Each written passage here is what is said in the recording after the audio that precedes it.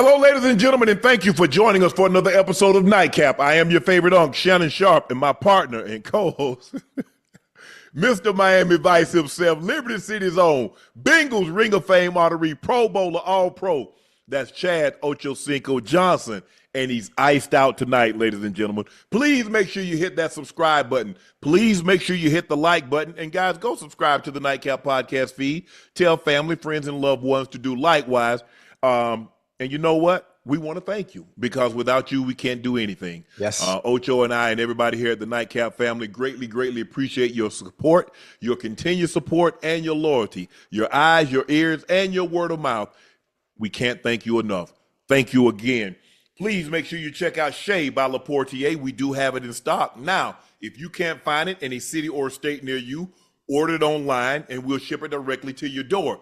You best believe we're coming to a city and a state near you. I'm going to be back in the market in the next week to 10 days, and I can't wait to meet and greet you guys and see all you guys' faces again. But premium VSOP, best on the market. Don't take my word for it. Try it for yourself. I promise you, you will not be disappointed. Please drink responsibly and stay safe. Go check out my media company page on all of its platforms, Shay Media, and my clothing company, 84, with 84 being spelled out. The link is pinned in the chat. Supplies are limited, and once they're gone, they're gone. So please grab yours while supplies last. CBS Sports give their NFL triplet rankings. The Bengals, Ocho, are number one, thanks to Joe Burrow, running back Chase Brown, and Jamar Chase. The Philadelphia Eagles are number two, Jaylen Hurts, Saquon Barkley, A.J. Brown. Baltimore Ravens are number three, Lamar Jackson, Derrick Henry, Zay Flowers. Detroit Lions are number four, Jared Goff, Jahmyr Gibbs, Amon-Ra St. Brown. And rounding out the top five is the Kansas City Chiefs, Patrick Mahomes, Isaiah Pacheco, and Rashee Rice. Oh, okay, we've got 10. Buffalo was number 6, Josh Allen, James Cook, Khalil Shakir. Rams, number 7, Matthew Stafford, Kyron Williams, Puka Nacua. The 49ers, thanks to Brock Purdy, Christian McCaffrey, George Kittle. Number 9, Baker Mayfield, Bucky Irving, Mike Evans. Rounding out the top 10, Dak Prescott, Javonte Williams, and CD Lamb. Man. Ocho? Yeah. Any objections? You like it? Yeah. I mean, listen, as much as I love my Bengals, there's no reason we should be number one. There's no reason we should be number one. Number one should be the Philadelphia Eagles. Hey, listen, number one should be the Philadelphia Eagles. Listen, I love Chase Brown. Obviously, Joe does what Joe does. Uno does what he does. It's not even close, especially and obviously, and not to be rude, not to be disrespectful, but where were the Ravens again? Ravens was 3. I would put the Ravens in front of the Bengals as well. Hell, you could make a case Detroit should go in front of the Bengals with Gibbs. Who was the three? Who was the three for the Lions? Jared Goff, Jahmyr Gibbs, and Amon-Ra St. Brown. And listen, and that's interchangeable over there. You can go Gibbs or Montgomery. Either way. Williams. Yeah, so I mean, if anything, to be fair, I'd put the Bengals maybe at 4, maybe 5. Ocho, this is why I agree with you, and I'm saying, yes, sir. Because I think the gap between the running backs, yes, is greater than the distance between Chase and say Amon-Ra St. Brown, yes, or Chase and A.J. Brown, yes, sir, or Chase and Zay Flowers. That's why I think Bengals should be and there's not a gap. There's not that big of a gap. If there is a gap, right, between Lamar Jackson and Joe Burrow, no. Now, if you want to say, okay, Jaylen Hurts doesn't throw the ball, but that's not their offense. It's not their game. But Chase Brown with the running back position, and you're talking about Derrick Henry, talking about Saquon Barkley, talking about Jahmyr Gibbs. Nah, man. Nah. David Montgomery, yeah. Nah. Listen, as much as I love my Bengals, I'm fair. I'm going to be fair, and I'm going to be realistic. You got to be. I'm going to be fair, and I'm going to be realistic. Yes. Now, when you talk about Khalil Shakir and the receiving position, I think come on now, Chase. That's like Chase. That's like Brown with Saquon, Derrick Henry, Jahmyr Gibbs. When you talk about Chase and Khalil Shakir. Yes. Now we're on to something. Yeah. McCaffrey, it's kind of hard to have 49ers any higher for the simple fact of health of Christian McCaffrey. Yeah.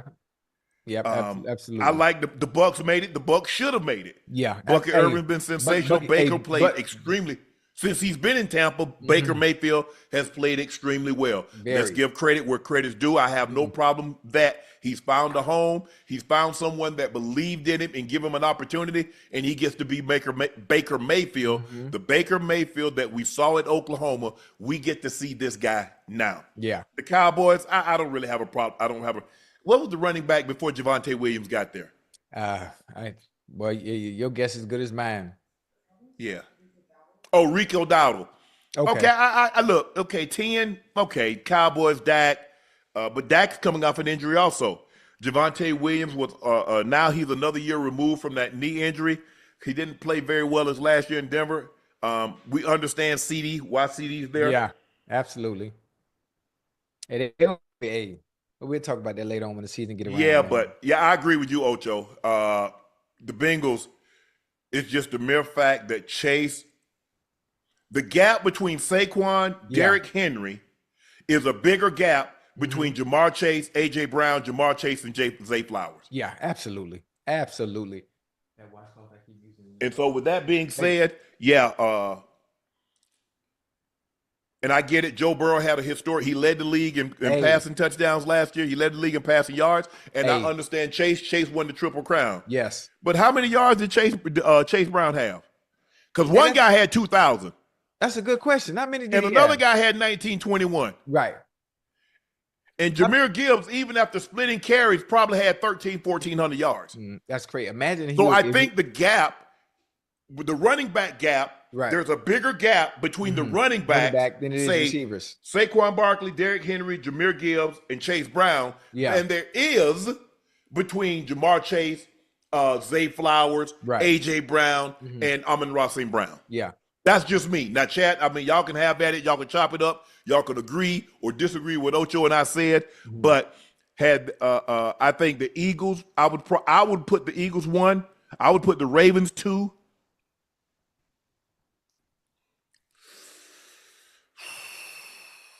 Now, 3 and 3. Now I'm really having to think about 3, and that's between Detroit and Cincinnati, Ocho.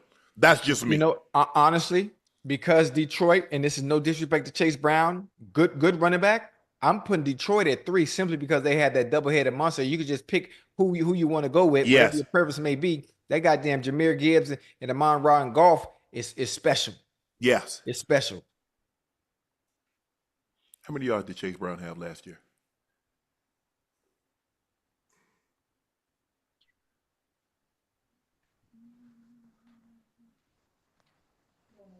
$990. Okay, he was 10 from 1,000.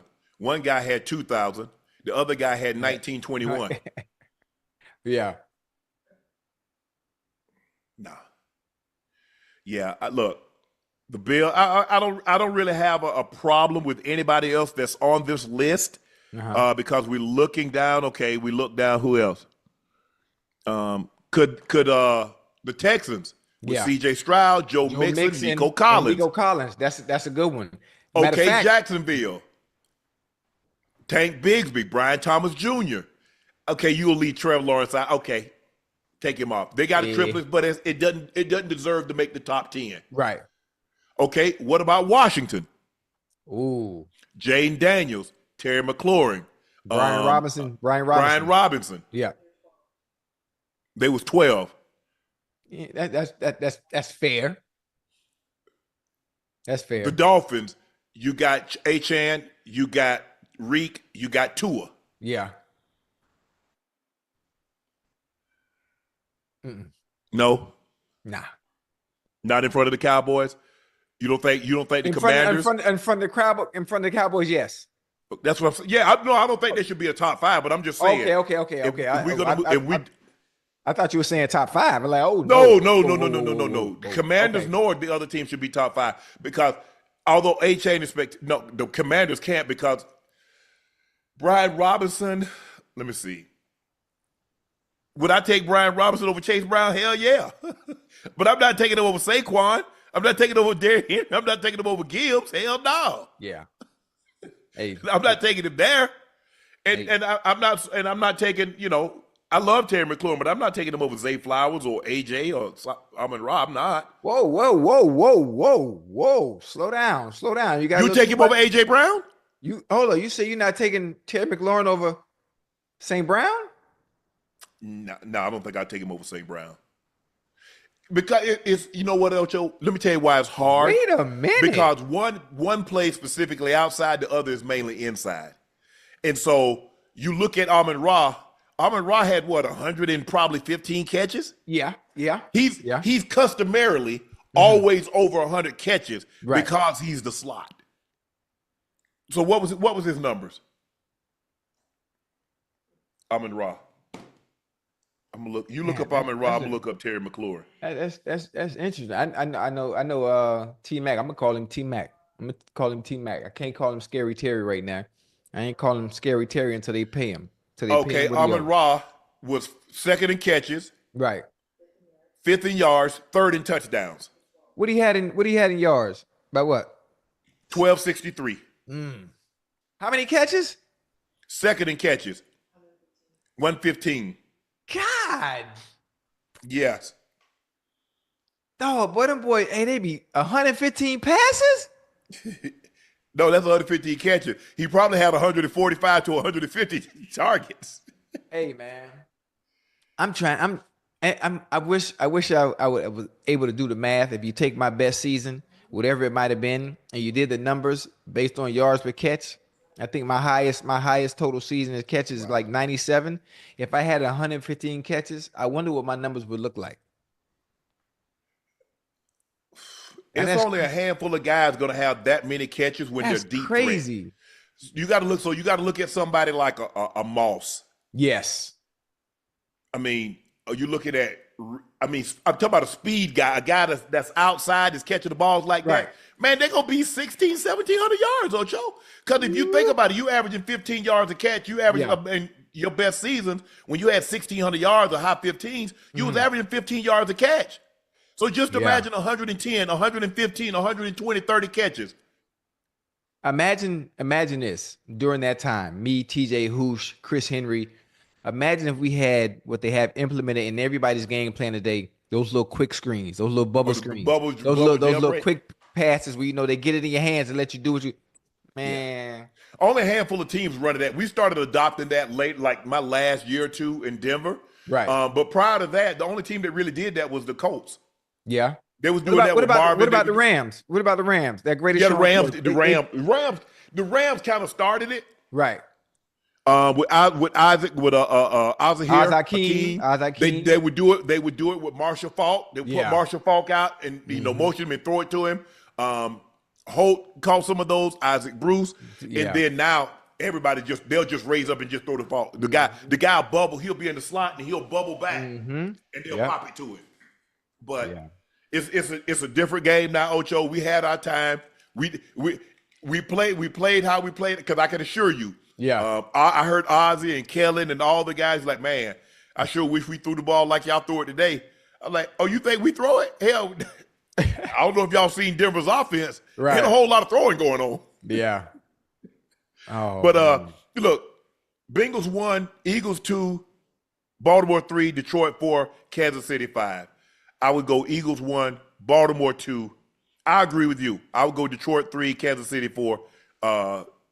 Not Kansas City, Cincinnati 4. Yeah, I was going to say, I ain't putting Pacheco them in front of Cincinnati. No, hell no. Nah. Yeah. That's my toss-up. My toss-up is, do I put Detroit 3 and Cincy 4, or do I put Cincy 3 and leave Detroit at 4? But the Eagles and Baltimore should be 1, 2. Well, hold on. 3. I'm doing Detroit at 3. And I'm putting the Bengals 4. And that's what I'm saying. That's what my toss-up is. Oh, okay. Listen, that's not even a toss-up for me. That's a no-brainer. Wow. That's a no-brainer on my end. But me, no-brainer is Eagles at 1, Baltimore at 2. Yeah. Absolutely. Yeah, Cowboys. But, we talked about Washington. We talked about Hell, well, no, they ain't got no quarterback. And I know Atlanta. Ooh. Atlanta didn't really have the quarterback situation because I can't put that kind of stock because I like Atlanta's running back and I like Drake London. Bijan is nice. Drake Yes, London is nice. I like Michael Pittman Jr. I like Jonathan Taylor, but I'm uncertain about their quarterback position. You see what I'm saying, Ocho? Yeah. I'm not sure about Minnesota. I know Jetta. I know Jones, but who's the quarterback? JJ McCarthy. I ain't seen him throw not one NFL pass. We just saw with why am I drawing a blank on the quarterback? Oh, you talking about for Minnesota? Yeah, from last year. Why am I drawing a blank? In Seattle now. What? Sam Darnold. Sam Darnold. Listen, we saw Sam Darnold in New York. Yeah. Okay, we saw Sam Darnold. He was somewhere else before he went to Minnesota. He's with the Jets. He's with San Francisco. Bingo. We saw what he did with the Minnesota Vikings last year. Historic run. Historic season for him individually. Right. So what you think JJ McCarthy gonna come in and do? But you got to realize Jordan Addison's still there. Justin Jefferson is still there. He gonna be all right. He can sling it now. You ain't really got to do much when you're a quarterback like that. Even if it's gonna be your first year playing, you're not a rookie. You're going into your second year, but what's around you is so great. All you have to do is just facilitate the ball and don't make any mistakes. But see, that's the thing. You see how you have to play. You talk about don't make any mistakes. Sam Darnold had a historic season. Yes. Now, the thing is, plus he has some season. He was seasoned. He understood this offense because it's a very similar offense to what they run in San Francisco. Right. So it's going to be interesting to see. But I understand why they didn't put him up there because I understand Jones. I understand Jetta. Yeah. But I'm not sure about the quarterback position. Right. I'm just not. So, I mean. That's fair. Not the 49ers. The Chargers. What about the Chargers? Ladd McConkey, Justin Herbert. They got Najee Harris. But they do have Najee Harris now. That's right. That's right. I hope Quentin Johnson has a great year this season. Yeah. Quentin Johnson. David Montgomery says Detroit Lions are tired of being close to winning the Super Bowls, and he declared 2025 season year of reckoning. After a franchise best 15 wins in the regular season in 2024, the top-seeded Lions fell short of their Super Bowl goal with a loss at home against the Commanders in the playoffs. Everybody's tired of being close. It's cool to be close at first, but you don't want to get comfortable being close all the time. That's not what you want to be known for, especially when you know you got the guys, you got the team, you want to finish it. So this year for us, the year of the reckoning, and the year that we choose that we need to finish. Whoa. Do me a small favor. Let me make sure I'm hearing this correctly. Just bring that back to me. Don't read the whole thing. Just give me bullet points. He said he's tired. He says everybody basically in the Detroit organization are tired of being close. It's cool to be close at first because when you've had such a dormant, you've been dormant as far as winning for a long time. Right. Long time. You don't want to get comfortable. So we don't want to be, 15 wins, 14 wins. Oh, we were close. We won a division. Right. He's saying that's not good enough. Okay. We got the guys. We got the makeup. We got the coaches. Definitely do. To get the job done. This year, 2025, will be the year of reckoning. I like it. I like it a lot. Even with you losing Ben Johnson, losing Aaron Glenn, you still have the same players. The players are still there. Now, I'm not sure, do we take scheme? And one thing about it, when it comes to scheme, when you have certain coaches and the scheme changes and the players are still the same, I think they can still execute the same way. It's still the same players regardless of what the scheme is. They can still play. That goddamn Brian Branch still plays for the Detroit Lions. Jared Goff and Amon-Ra and Montgomery and Gibbs, they're all still there. Laporta, they all still on that offense. So whoever's calling the plays shouldn't have any type of any backsliding from an offensive standpoint. The defense should be good, just as it was last year. Aiden Hutchinson coming back from injury. Hopefully he come back with that motor and that intensity that he played with and pressure the quarterback. So I'm looking for them to do exactly what was said. Now, I'm not sure what's going to happen once we get to the playoffs. That's a different ball game because you turn the goddamn ball over 5 times in the playoffs, you're going home regardless. You are. You're going home regardless, no matter what you say. I'm trying to think the team that have lost coordinators and still keep it going. The only team I can really think about is the Patriots. Well, because it didn't matter. You lost Charlie Weiss. We won. Still going. The only one you didn't win with was Bill O'Brien, but you did get to the Super Bowl. You lost. Remember, what was that? They ended up losing to the Giants. That was my year. Yeah, that was my year. Yeah.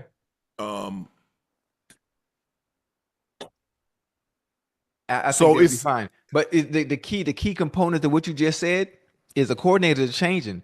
But the one centerpiece that actually matters, the king, on that chess table is 12. As long as 12 were there, it didn't matter who was calling the plays. It's based on. I ain't looking at Jared Goff as 12 though. I'm sorry. Okay. Yeah, you know what? You're right. But the resurgence in the winning in the winning that Detroit is having, Jared Goff is responsible for that though. Jared Goff is responsible for that, especially the team that they put around him. So he might not be 12, but he's good enough to get it done. Yeah. 94, the 49ers lost Mike Shanahan to us, Ray Rose to Eagles, and they won the Super Bowl in 95. But they had Steve, they had Jerry, they had Ricky Waters, they had Prime. You go back and look at that roster, you're like, okay, I see why they won. Hey, listen, my grandma. Steve Young was the MVP. Yeah. Jerry was Jerry. Ricky Waters, we saw Ricky Waters have how many touchdowns did Ricky Waters have in the Super Bowl? People don't realize how good Ricky Waters was. He was nice. Because he was in our division in Seattle. And I think the thing that hurt him is that he uttered a phrase when he went to Philly. They were losing. Yeah. And he threw a ball across the middle. And he short-armed it. Right. And they asked him after the game. He's like, for who? For what? And, the voters kind of held that against him. Yeah. But he could play. Oh, yeah. Hey, man, he could do it all. He could run the ball between the tackles. He can get outside. He damn sure could catch it. I remember Ricky Waters was nice. Ricky Waters reminds me of Eric Dickerson in a sense. He ran upright. The upright running style. He ran upright. His knees was real high. Yeah, he was nice. He was sweet with it now. Ricky was sweet. Yeah. Ricky was the 49ers, Seattle. And then he ended up going to Philly. Yeah, I don't even remember Ricky Waters in Philly. I remember Seattle and the 49ers though, clear as day. You don't remember him in Philly? Nah. Yeah. Not at all. Remember speaking of 49ers, remember Roger Craig? Since we talk about running back, remember Roger Craig? Yeah. Roger was he from Nebraska. Yeah. He was the first one that you saw with those high knees. High knees, yep. Hey, very, very what's the word? God, he was the first 1,000, rush for 1,000, and catch for 1,000. 4,000. And then Marshall did it, I think in 99, and then C. Mac did it. What's C. Mac in Carolina? Yeah, Christian McCaffrey. Yeah, Okay. Damn. But you're right. Look, everybody says you have to take steps. You know what I'm saying, Ocho? There are very few times that the first time you get to the playoffs and you go win it. Right. Normally you have to have some setbacks. You have to have scars. You have to get hardened. Right. And know what it takes that when the rubber needs to meet the road, you don't bubble up. Yeah. So they're saying, hold on, this is our time. Right. You theoretically you should have won it the year before. You had them. You had the 49ers on the road. Yeah. On the road. That was the one, Ocho, that you let slip away. Those are the ones that hurt. You know what? Because ain't no guarantee. People are like, oh yeah, they'll be back next. Bro, no, ain't no guarantee. It's not. You don't get to start. You don't get to pick up where you left off. You got to start all over. All over. You got to start all over. You know what I do like about the Lions though? Where I think they will always be in contention. I think they'll always be in contention every year simply because of the coach. Simply because of Dan Campbell. Now, it's one thing, or it's one thing to have the players, to have the positions and the skill sets. You got your quarterback in place. Dan Campbell, his willingness not being scared, willing to drop his cojones, willing to go forward in certain situations where other coaches wouldn't. Dan Campbell saying, you know what, F analytics, F stats, F all that. I'm going to play game-winning football and go for it because I believe in my guys. Offensively, I believe in defensively. I really, really like those dudes in Detroit, man, that run through a wall for Dan Campbell, man. Yep. Yep. But it's tough. I remember we went to the AFC Championship game in 91. Yeah. Lost 10-7 to Buffalo. Man, we got off to a great start the next year, Ocho. I mean, I think at one point in time, we might have been 7-1. Ooh, y'all was balling. Man, we lost 7 straight games. John got hurt. We lost 7 straight games. Hey, who was the backup? Man, we were splitting quarterbacks. Tommy Maddox and Sean Moore. Wait, Tommy Maddox was nice. Tommy played in Pittsburgh, right? He wasn't nice when he was with us in Denver, though. I'm sorry. He wasn't nice when he was. Yeah, we missed that part. Right. No, he became nice after he started having to sell insurance. Okay. Yeah. Got you. They say, you become motivated, a broken heart, an empty wallet, and an empty stomach is tremendous motivation. I got you. When you're in the NFL and all of a sudden 2 years later, you're not in the NFL. Ooh. And you're selling insurance, be it car, homeowners, life. Man, if I get another opportunity, Ocho, I'm not going to squander this one. And he made the most of it. He ended up getting hurt, and then Ben came in, and the rest is, as they say, history. Yeah. But I think, if I'm not mistaken, he did win Comeback Player of the Year. And then, I don't know, Coach Reeves got this from Coach Landry. Mm-hmm. Coach Landry used to rotate quarterbacks, Roger Staubach and Craig Morton. So I've seen rotating running backs, rotate tight ends, rotate receivers. But how the hell one quarterback come in, bring the play and run it, then he go back out, they bring another quarterback in. I know quarterback. Anyway, I hate that. I think we won. I think we were like, when John got hurt, Ocho, I think we were like 71, 7-2. And lost 7 straight? All I know is that when he got back, And lost 7 straight? Yep. Hey, boy, that quarterback position is something special. It's key to everything. It's something special. And then Dan ends up getting fired. Wade comes in. We make the playoffs in 93. Yeah. We miss in 94. Wade gets fired. Dan comes in. I think we go 8-8. And then next year we go 13-3. We lose the divisional round to Jacksonville. Right. We win the next 2 years. That's still the most painful loss of all the losses. And hey, I've taken my share of L's, but that's the most painful loss that I've had in a. I know how we lost it. Right. How'd you lose? Easy. Man, Ocho, they had just been a team. They had just been a franchise. They had just become a franchise in 95. Yeah. Damn. 95. Yeah. And here they roll up in there, and it's all on me. I played terrible that day. Dropped the 2-point conversion, dropped the third down. Damn. I was some slaw, man. That's on me. That's on me, Ocho. That's on me. Man, Ocho, I had this shallow cross, Ocho. I had to bet the move, Ocho. I stood up at the line. Right. So, Ocho, how I do. I'm like, and then I was like, I took off on it. Right. I was gone, Ocho. and John threw it. So in the process of me catching it like this, and moving it, it hit my knee and punched it out. It flew up. Lord have mercy. Because I finna hit the cone. I finna hit that cone on him. And be gone. Yeah. Damn. Hey, that's one of the worst. That's one of the worst feelings, man. To drop a ball in the middle of the game and hit and the whole crowd say, "Oh." Ocho, because I had just came off one of the great seasons. 80 catches, over 1,000 yards, double-digit touchdowns. Mike sat me out the last game and said, "Look, I want you to get healthy." Right. I was like, man, Ocho, I was feeling so good too. I just like, I had caught a touchdown earlier, Ocho. Right. So I was feeling good. Yeah. And you know how it is, man. You drop a pass, and then all of a sudden you get in your own damn head. Yeah. You're like, ugh. And once I dropped that one, man. But that one hurt because then we went on a streak. we won like what?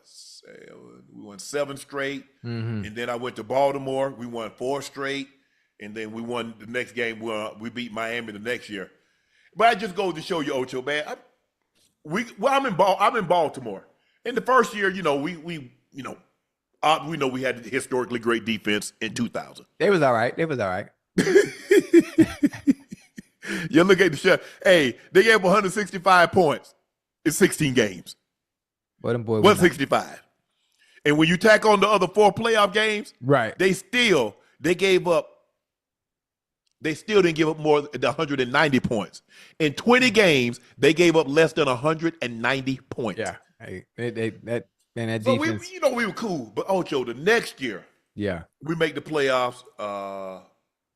So we go down to Miami. We go down there early. Guys at the beach, they got jet skis. I'm like, and Brian don't say nothing, Ocho. Hold on. It's a playoff game. It's a playoff game or regular? Yes. Hold up. Them boys down in Miami on jet skis before a playoff game? Yes.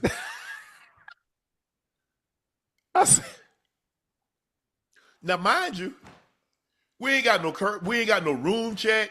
I mean, Brian ain't really have nothing. Brian's like, I'm gonna treat you like men. I said, no, don't treat them like men. Oh, we didn't treat them like her. We didn't make sure we locked the doors on them. Hey, but that's funny. I said, Lord, no curfew. Ocho, we went to the Super Bowl and didn't have curfew or room check. Y'all won the game, though. Yeah, Ocho. I mean, Brian must have knew something I didn't know. Hey, because ain't no way in hell Mike Shanahan. We had what was it? 11? Nah, we first got that because we got that on Sunday. We used to get that on a Sunday, Ocho. So it's like 1:00, and then Monday night you got 12, and then Tuesday night, because Tuesday night you going into practice starting Wednesday. I think it was 11. But it was totally 2 different type situations. Yeah, Denver and Baltimore. But hey, they did what they needed. Hey, we won the game, so yeah, that's all that matters. But it just goes to show you. Like, I knew with the Giants that if we didn't turn the ball over, they couldn't move the ball. Right. The only way they were gonna beat us if they got a scoop and score or a pick 6. As far as like moving the ball, I'm talking about like handing it off or throwing it. Right. It ain't happening. Go back, pull up that stat line from that Super Bowl. Ocho, I'm gonna show you the stat line of what they did when they had the ball. I mean, it was crazy. You won't ever see a stat. I don't know if you'll ever see a stat line like this in the Super Bowl. It was 2000, the Super Bowl. Yeah, the Super Bowl 35. It was that bad? Hey, I don't even think they had 200 yards of total offense. Hey, that defense, man, was something serious. Man. Oh, my goodness. I don't think people understand. There was no weakness. I mean, if there was a weakness, y'all did one hell of a job hiding it. Yeah. Well, the thing is that you couldn't run, so they made you one-dimensional very early. You got and because they didn't have to blitz, so they didn't have to sacrifice the back end. Right. So now you got McCrary. You took Rob Burnett and kicked them down inside. You put Peter Bowyer on one side. You put Mike McCrary on the other side, and then you rotated Keith Washington. You had Jelly Roll. We had a.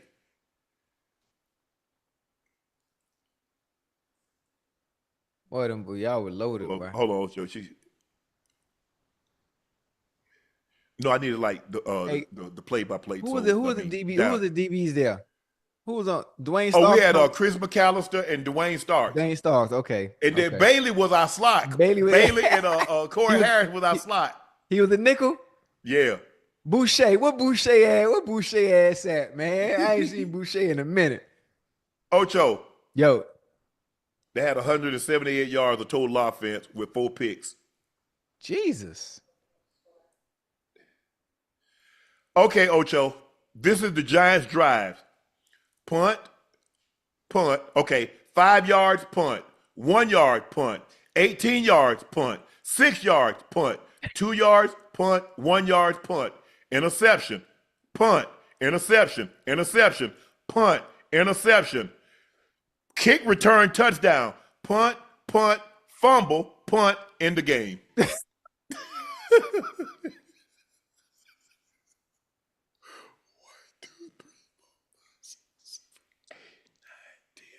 11 punts.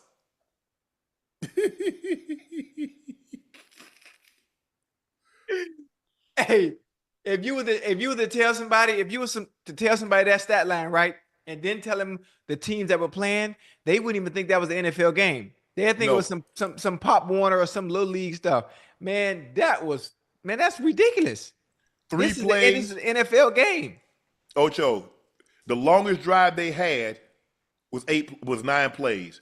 3 plays, 3 plays, 5 plays, 3 plays, 3 plays, 2 plays, 9 plays, 3 plays, 5 plays, 3 plays, 1 play, 3 plays, 3 plays, no play, 3 plays, 7 plays.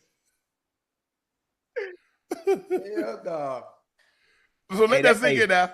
Listen, that 2000 Raven defense, man, them boy was something special, boy. I ain't gonna lie. I'm not even gonna front. Boy, they was something special. Ocho, I think they had, in the first 12 possessions, they got 2 first downs.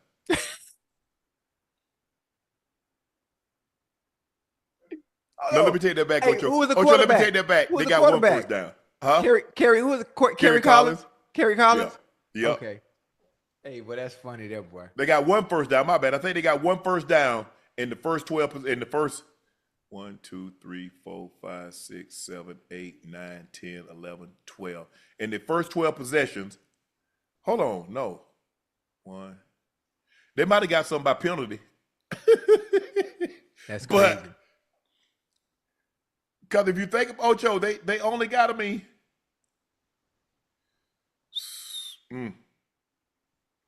They would. It was tough sledding. They got 5 yards, 1 yard, 18 yards, 6 yards, 2 yards, 1 yard, 10 yards.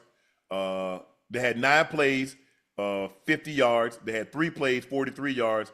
Then they have 5 plays, 6 yards, 3 plays, 8 yards, 1 play, no yard. It was picked off.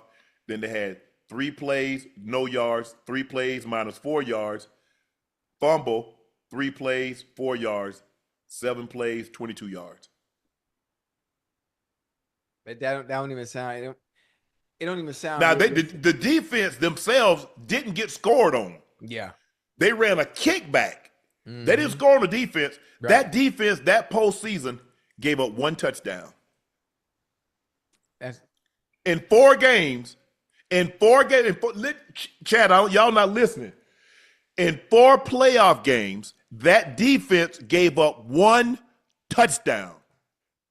Oh, that's unheard of. They gave up 3 points to the Broncos. They gave up 10 points to Tennessee, 3 points to the Raiders. The defense gave up no points, 0. So in 4 playoff games, the defense actually gave up 16 points. We'll never see a defense like that again. You'll never see that again. Never see a defense like that again. No. Not like that. Hey, where you can't run the ball at all? No. Ocho, in 16 games, they didn't give up 1,000 yards rushing. So if you combine everybody that ran the football that year in 16 games, it didn't come up to 1,000 yards. That's crazy. No, that's crazy. Oh, I'm sorry, Giants. Ocho, more changes are coming to the leadership of the NFL Players Association. I'm right here. Chief Strategist Officer J.C. Tretter has resigned from his post amid scrutiny over hiring former NFLPA Executive Director Lloyd Howell, who resigned on July 18th. Pat McAfee didn't mince words about the NFLPA leadership following strip club allegations. The NFLPA has been led by people who could much rather be known than the heads of the NFLPA than actual work and act like they are heads of the NFLPA. These dudes think they're celebrities. These dudes think they're powerful. These dudes hire all of their friends and overpay them with players' money. Then these dudes flex while using and abusing all the connections that the players and the league have worked their asses off their entire lives for, and act like sanctimonious heroes through it all. Ocho, we kind of touched on this a little bit. We did early. Yeah. This all happened. Pablo Torre, is Pablo still working with ESPN? No. He has his own thing. Yeah. And he's a lawyer. He's a Harvard grad. Very smart. I've never met the guy, but just watching him, listening to him talk, he's a very smart guy, very shrewd. And he went digging, and he found some information. Yes, sir. That about a judge has said, they kind of the owners and there was writing between Jeff Pash and I think Roger Goodell. There was a memo saying we got to get this guaranteed money down because it's getting outrageous. Blah blah blah. There was a smoking gun. Now the NFL do a better job. They've gone underground. With that being said, Lloyd Howell was in trouble. Now I don't know how you get a job as the NFLPA head, right? When you work with a company a private equity firm that your job is to go try to find investors to buy NFL teams. And if I'm not mistaken, I could be wrong, but I think like if you're at the head of if you're like a players association, so like you're the president, and that's what Treader was. Like after a year or two, you leave the game, you gone, you done, you got nothing else to do with it. But somehow he got hired as a strategist. So once all this stuff started coming out, it was just a matter of time. Everybody got you got to you got to blow it up. Yeah. Listen, you have no choice but to blow it up, and you might as well bring it home where it belongs. Yeah. Right. You right here to me. They messed this thing up when they didn't hire Troy, because Troy sat right next to what's this guy's name? Demaris? No, hell no. They should have never hired him. What's the Gene Upshaw. Gene, yeah. But see, it shifted because Gene and Paul Tagliabue had a great working relationship. Yes, sir. It was a partnership then. Once Paul stepped down, it's funny. He and I came in a year together. We left together because up until that point, Pete Rozelle was the commissioner, and then Commissioner Tagliabue came in, and then I left, and then Roger Goodell come in, and now there's no longer a partnership. The partnership is between the owners and the networks. Right. Those are the partnerships. And I don't think the owners wanted the partnership anymore. Right. They didn't. And the first chance they got, what did they do? They locked y'all ass out. Yeah. And they say, we want a bigger piece of the pie. Yeah. Back. Hey, but listen, this is what we got to do. I'm telling you, you need somebody that's going to play hardball with them. You need somebody that's going to go in there that's going to be for the players. That's going to be for the players and going to get what's right. Because as a former player, I'm gonna do us justice. You know how I am. I'm gonna tell you like it is. I'm gonna say some of the things that people are thinking that they're not gonna say in public. Yeah. We want lifetime benefits. Huh? We want to get rid of the franchise tag, even though you may see it as a way to buy yourself time. It also is a way that it is disrespectful to players, because you're basically saying we don't really value you. You don't bought time. Come on now. You first of all, Ocho, normally if somebody's on that franchise tag, somebody gets to the franchise tag, they've already played 4 or 5 years. So they've already bought you time. You should know. Hey. If you don't know what you have after 4 or 5 years, so you mean to tell me you need another year? Come on now. No, so what you're doing, you're basically betting. You're betting that something's bad's going to happen to me. I'm going to have a bad year. I'm going to have an injury before I have to give you a long-term deal. That is exactly what you're doing. That's what they bet. That's what they betting on. That's what they betting on. That's what that franchise does. They try to make it seem like it's a good thing. Oh, we're going to pay in well, top what they told us, Ocho, it was kind of like the bird exemption, right? Where you could sign your players You know what I'm saying? Because you wanted to keep a John Elway with the Broncos. You wanted to keep a Dan Marino with the Dolphins. You wanted to keep your top-notch players, your Emmitt Smith, your Bruce Smith. Right. You wanted to keep those guys there. Right. But they abused it. And now they're like, well, nah, what we're going to do, we're going to slap you with the tag. Or they would threaten you with the tag. Right.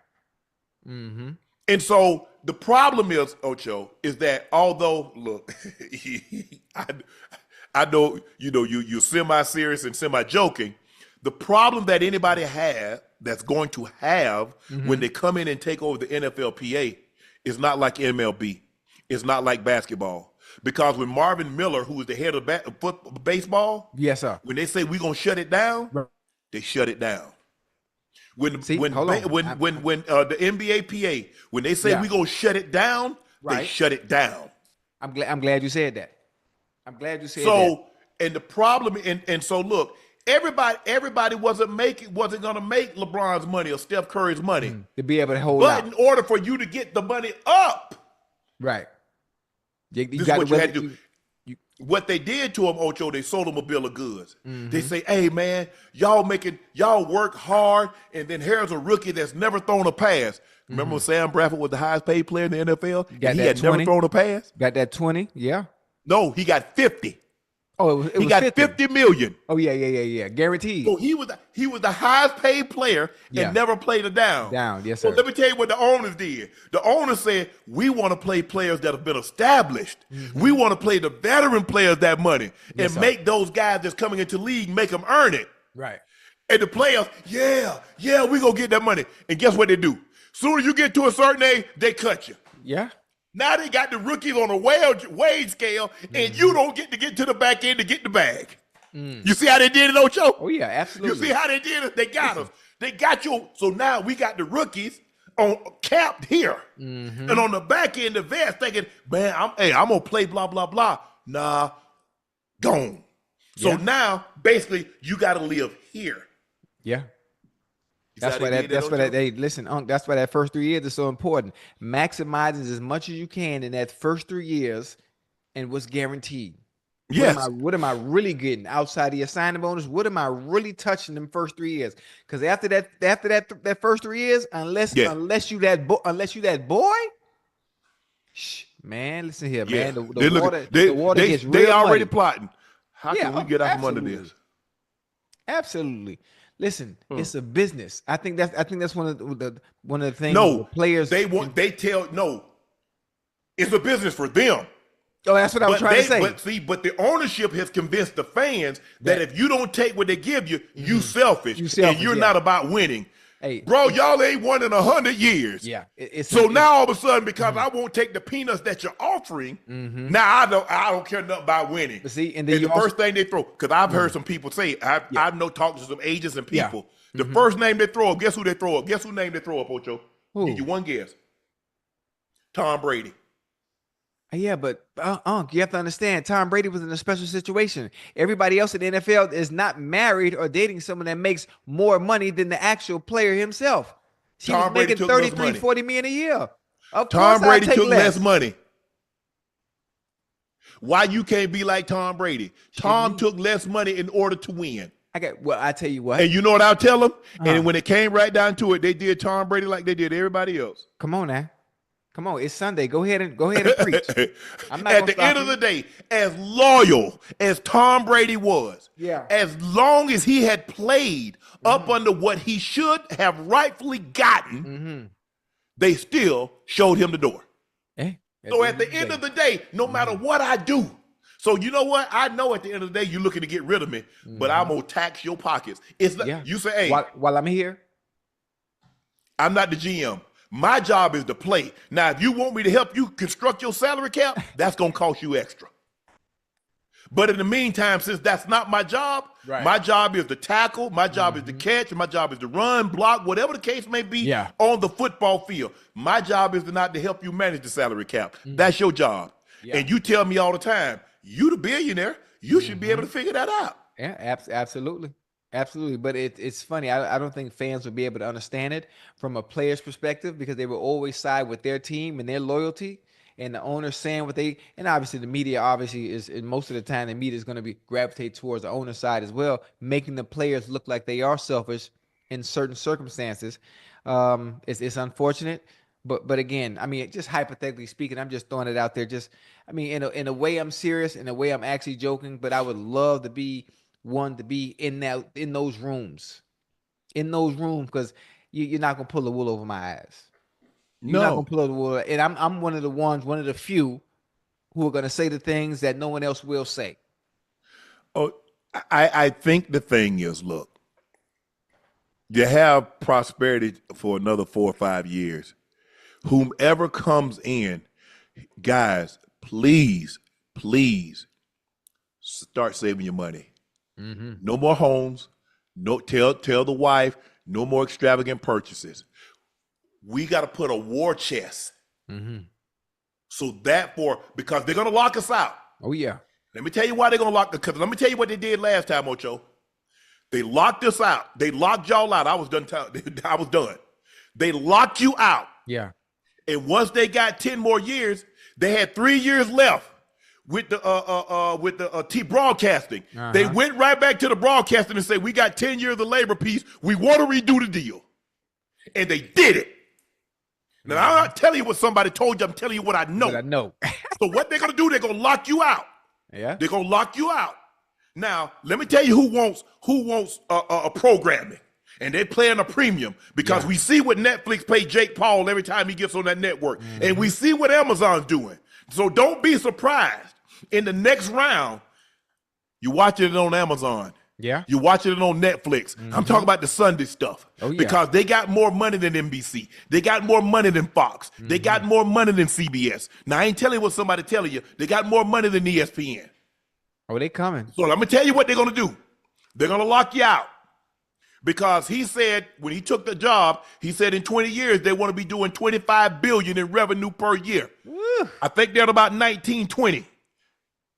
That's why you see they done added another game, Ocho. Not only did they add, guess what? They added another playoff spot too. You see how they did that? And everybody's like, listen, that money got to come. That money got to come from somewhere now. Come on now. Got to come from somewhere. We added a playoff game. Guess what? That's what we did, Ocho. We added another game. That's 17. So we got an extra team in the playoff, and we got an extra game. Now, what does Commish keep throwing out there?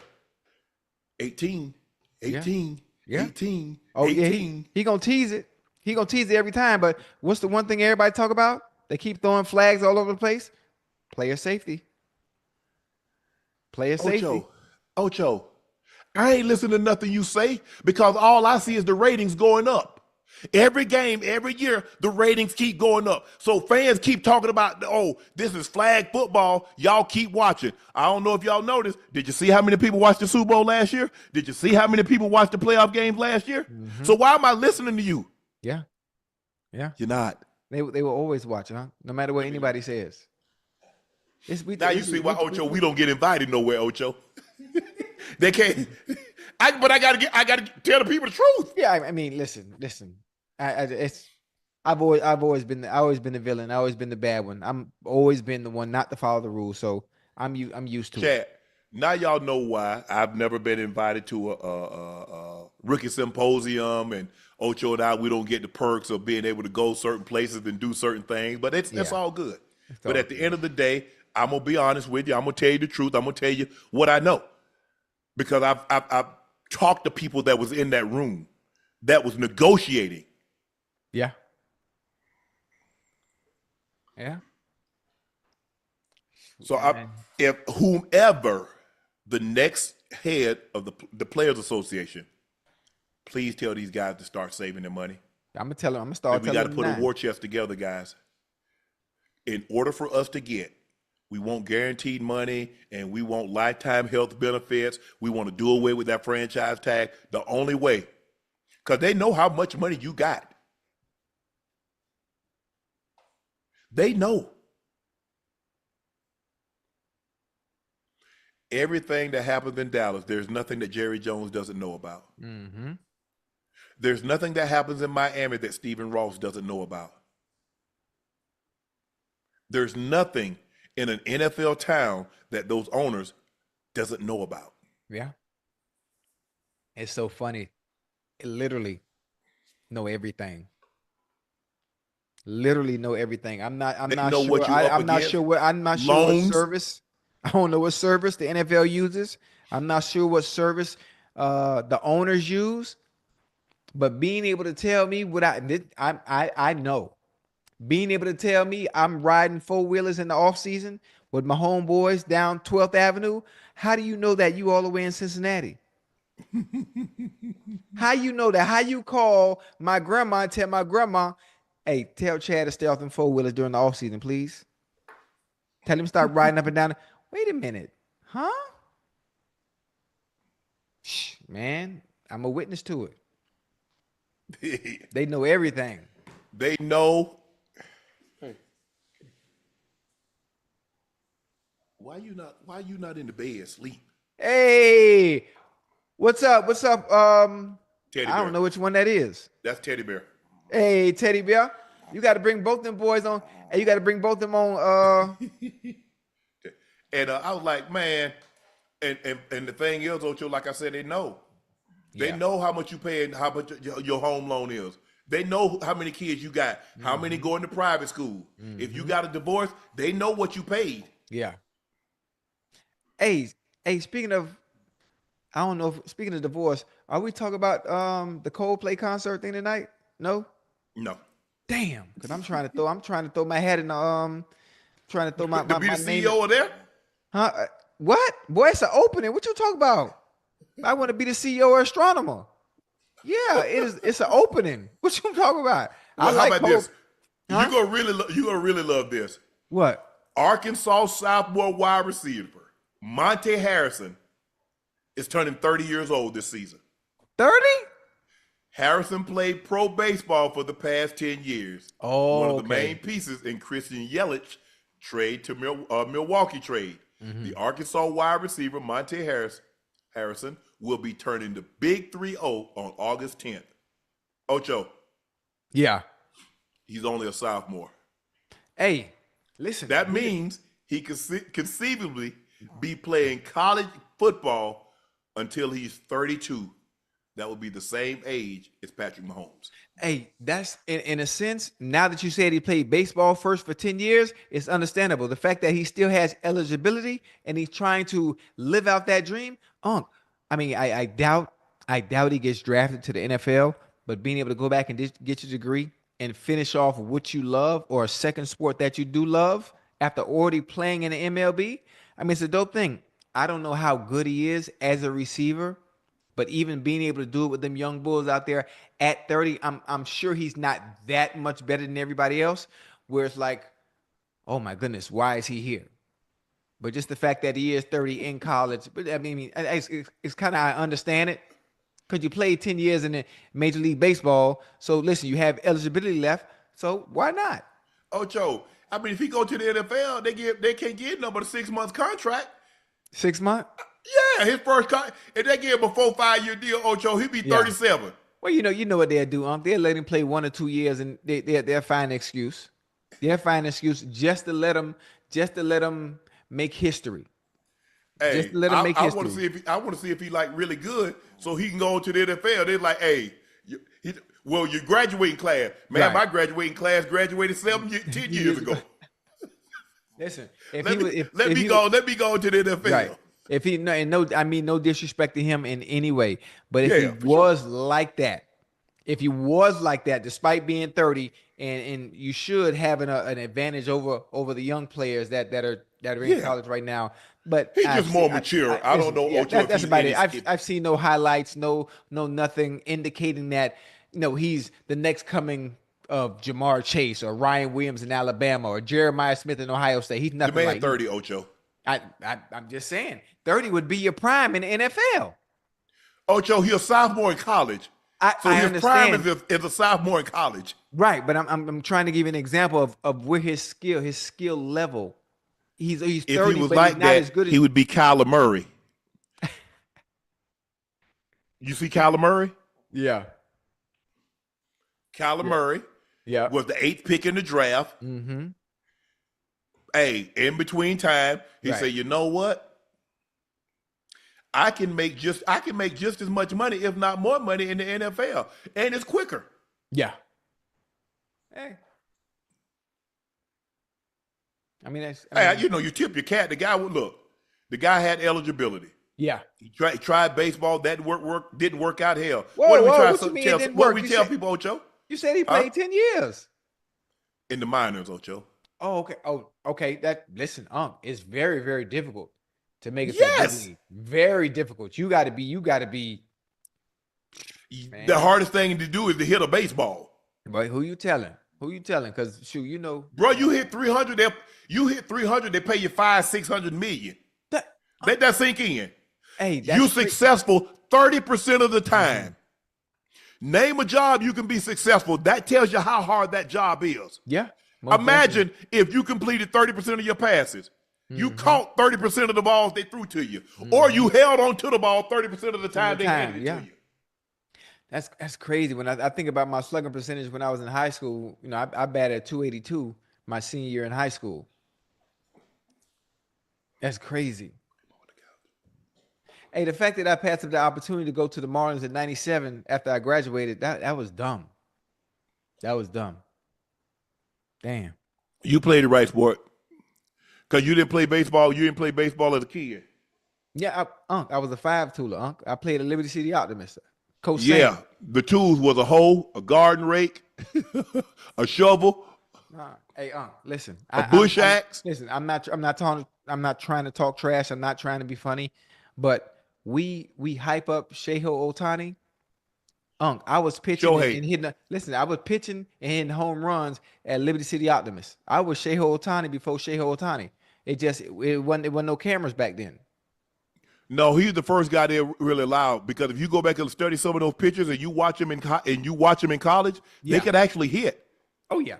But he was the first one that's like, well, look, I'm not gonna come to your team, and it's kind of like Travis Hunter. Yeah. Like, bro, if y'all not gonna I'm not going to your college if you just gonna make me play one side of the ball. Yeah. So go back and study some of those pictures, and you'll see they were actually 350, 400 hitters in college. God damn. Oh yeah, yeah. Bro. Oh yeah, they were. They were really good. But man, Ocho, to hit that baseball, man, you got to be doing that thing, man. You got to be playing 5-6 years old, because you can't be afraid of it. You got to see, that curveball, that slider, that changeup. Any of the balls, that cut fastball, that four seam, two seam. I don't know if you went in the batting cage. Forget a batting cage. You've been in the batting cage and had that ball come at you, and you got to sit there. You got to sit there in that. You got to sit there in the box. Hey, and the players, they so used to it, they just be nice and cool. Know how to time it up. 95 miles an hour. What, man? What the average human? The average human, you put them in the batter's box, and as soon as the ball fly by, I can't. You swing that ball already in the catcher's mitt.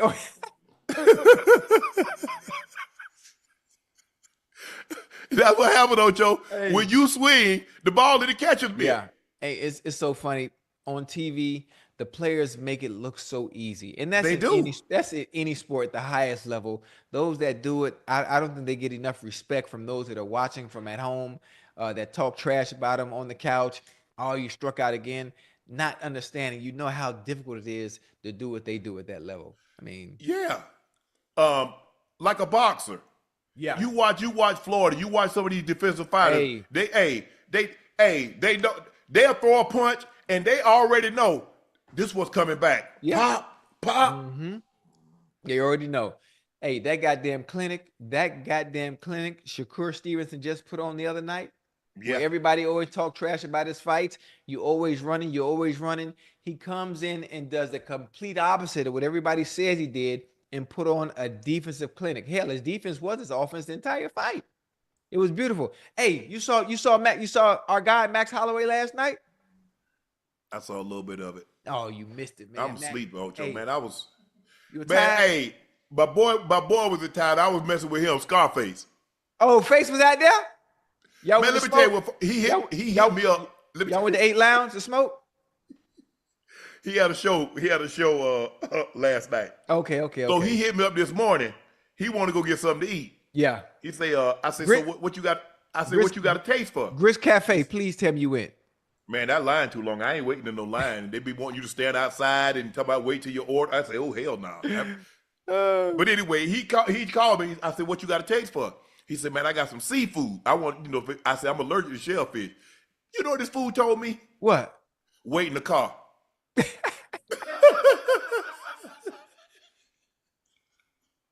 I said, man, hell no. Hey, his face funny, man.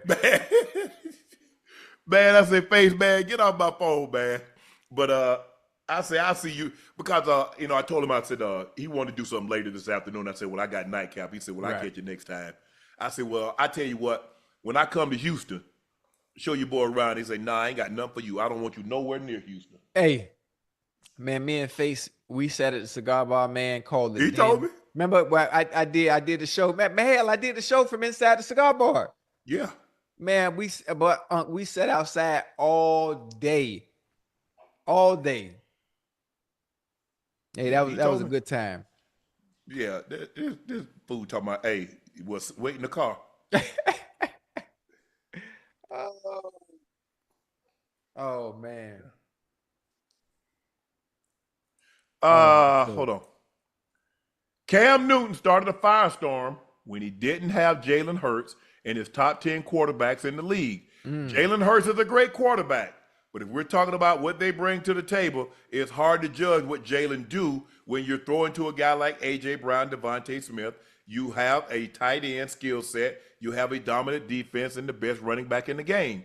Jaylen Hurts does not have to play elite for the Eagles to win. He has to play good, but he doesn't have to play elite. We're just asking you not to win the game. We're just asking you not to lose it.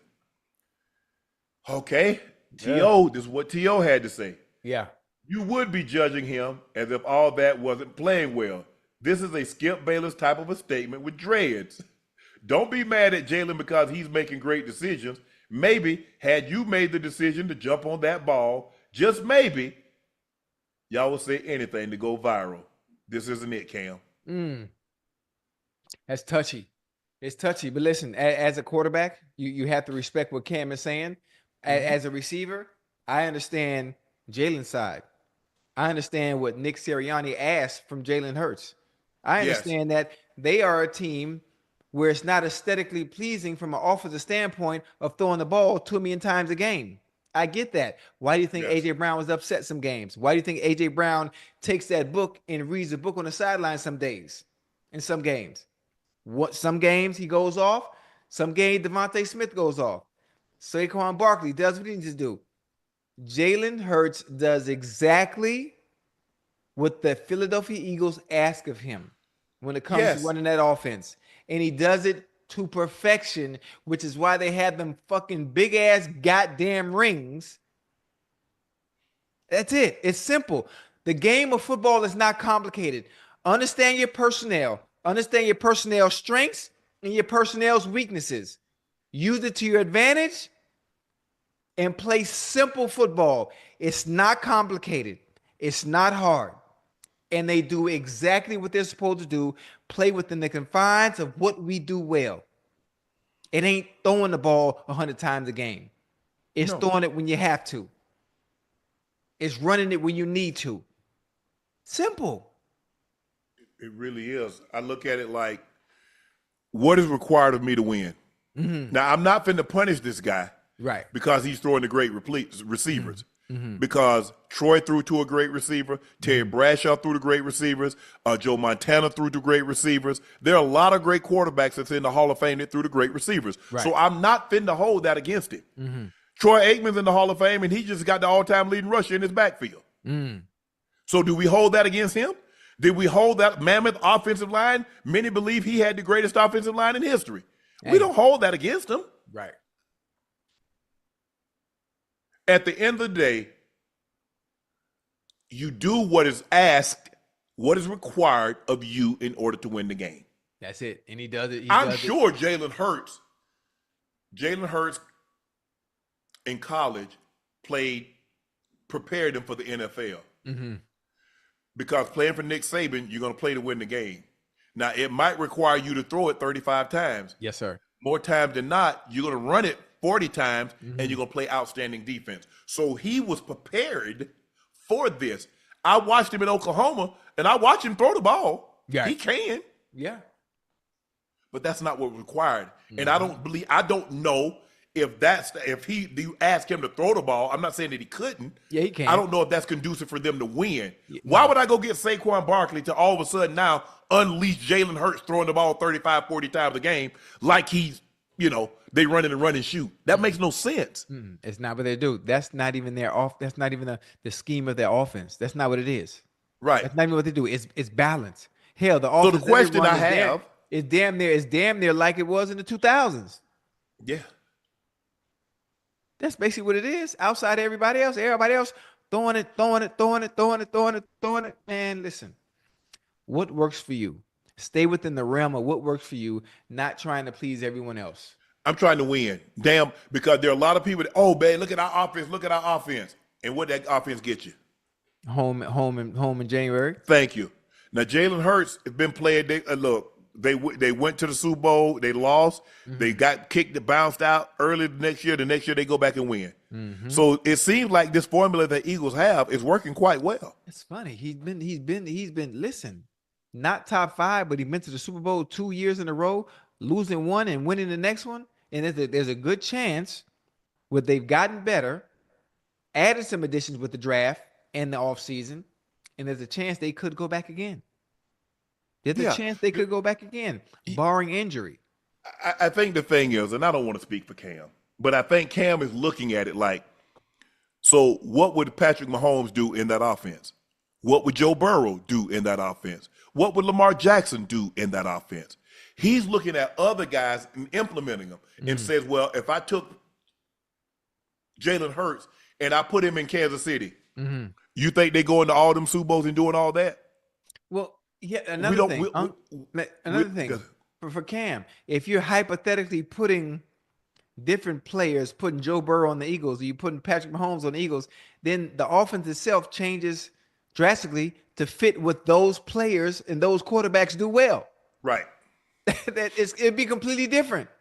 I'm sure Joe Burrow would like to have that offensive line. I'm sure Patrick Mahomes would like to have that offensive line. Listen.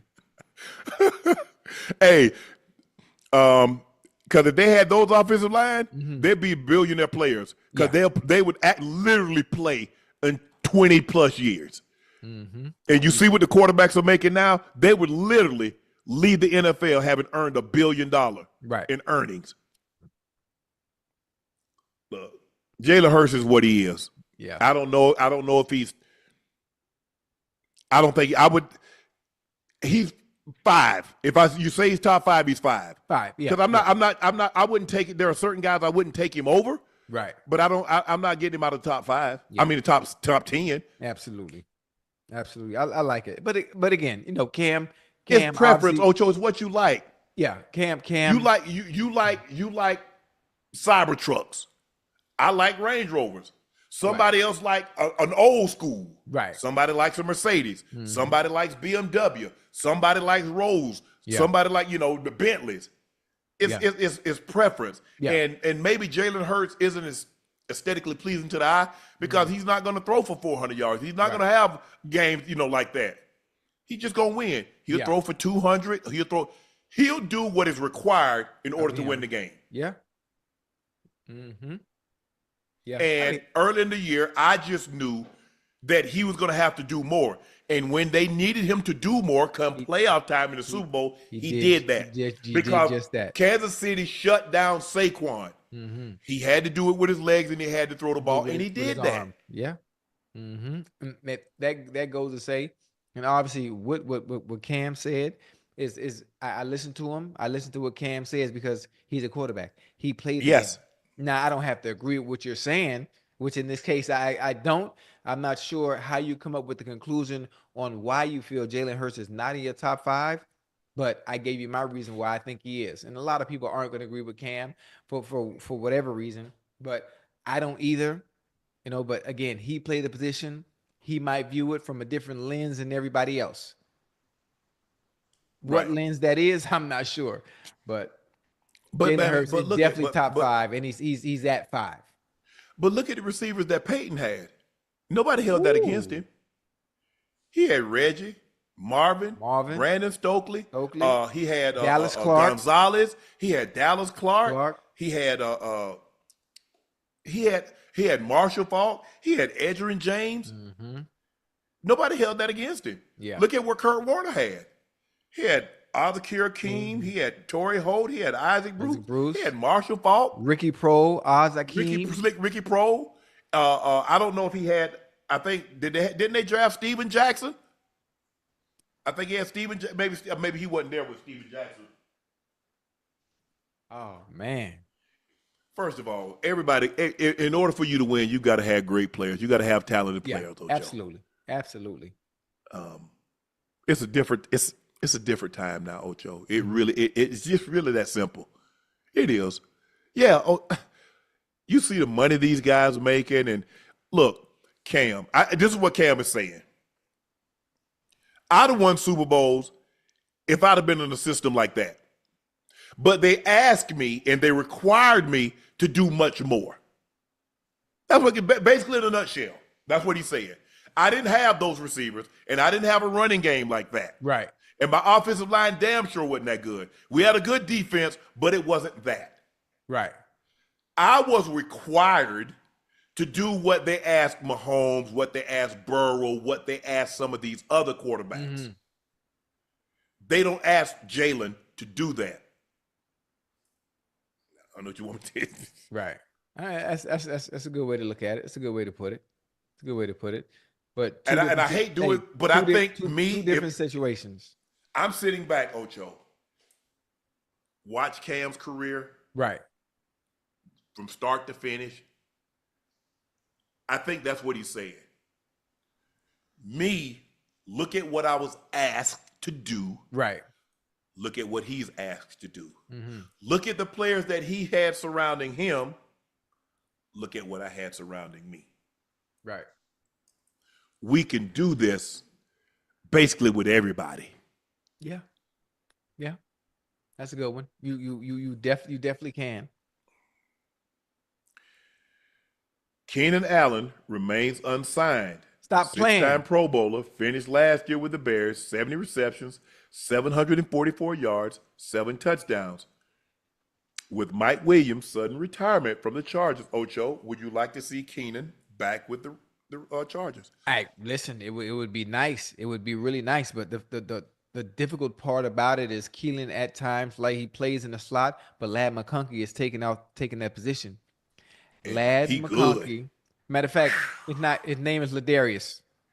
Ladarius McConkey has taken that slot spot. Now there are so many other teams that can use Keenan Allen's service and his offensive prowess of being able to get open and create separation, intermediate short routes, and moving the chains down the field. There's really no reason with camp right around the corner. If I'm not mistaken, two days from now, he should be on a roster. There are a lot of veterans that are out there. If you look at the names, some big names that would be great for and be a great veteran presence in locker rooms around the NFL.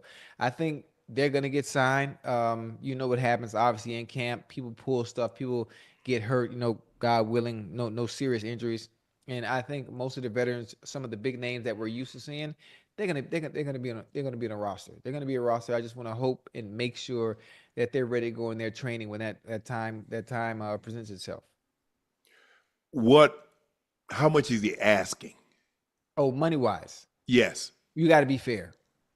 You got to be fair. And I'm sure knowing him, he's made his money. Ocho, you homeless. Let me ask you a question. Ocho, you homeless? Yeah. You hungry? Talk to me. You got a bachelor's degree and you got a master's degree. But the jobs that you're qualified for aren't offering that. Ooh. Well, that's a good one there, boy.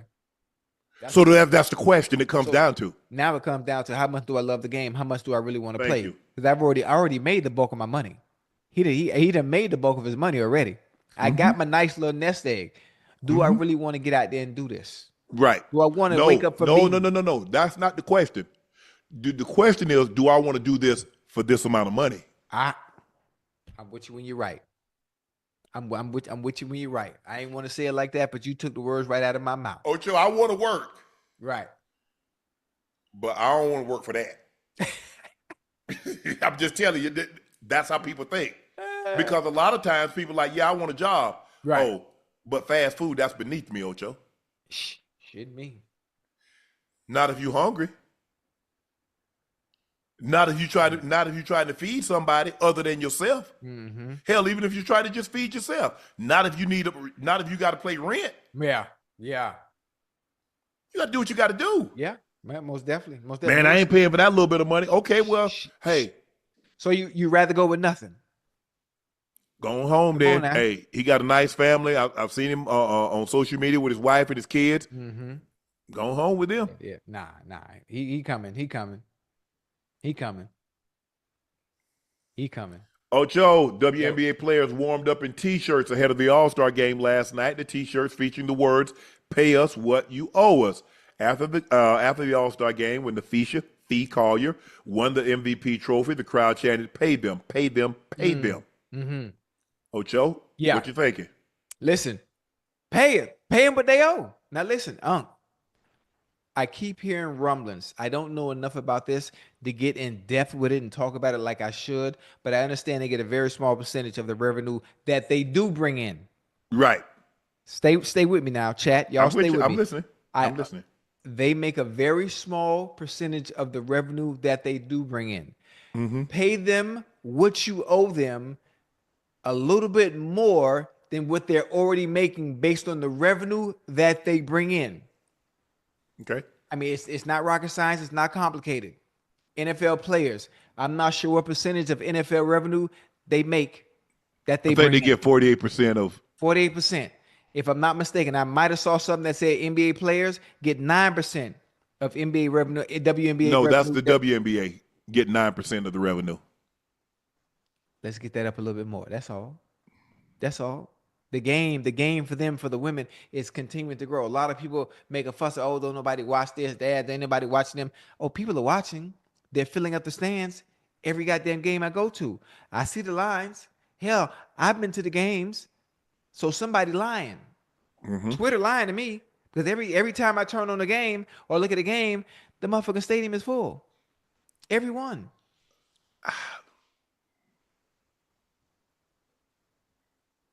Pay us what you owe. That's a slippery slope. Why? Because from everything that I've read, the WNBA has never turned a profit. So if I've never turned a profit, Ocho, so let me get this right. I'm losing money, but you want to raise. Right. Something ain't adding up. Wait a minute. If you never turned a profit, WNBA been around how long? How many years now? 96, I think, the year they started. And almost 30 years. They've never turned a profit, but it still seems to be running just well and fine and continuing to grow. Somebody. Well, I mean, look, there's some says that the NBA is supplementing. Some people say they're not supplementing. But the one thing that's not being refuted is that they're not making the money where they could reason why the salaries for think about it, Ocho. Right. JJ Watt made $112 million in his career. Right. His brother just got a $123 million contract for 3 years. Because why? The NFL revenue is increasing exponentially. Okay. I like that. But listen, if the WNBA has been around since 96, yes. I'm not good at math, so I'm not going to say how many years it's been. At some point in that time, whether it turns a profit or not, that profit has still increasingly got better and better and better. So if you only make 9% of the profit and with revenue that you bring in right now, there's nothing wrong with making a little bit more. Just a little bit more. Don't give it too much. How much? Oh, because I think, look, that's not my area of expertise. That would be amongst them to figure out. Right. But I'm just saying, just a little bit more. A lot of times, Ocho, when you feel you've been underpaid for the length of time that you've been underpaid, you don't feel that's enough. You don't feel they can pay you enough. I can't pay you for 30 years. I like that. Right, Teddy Bear? Hold on. The WNBA players get 9.3% of the league revenue.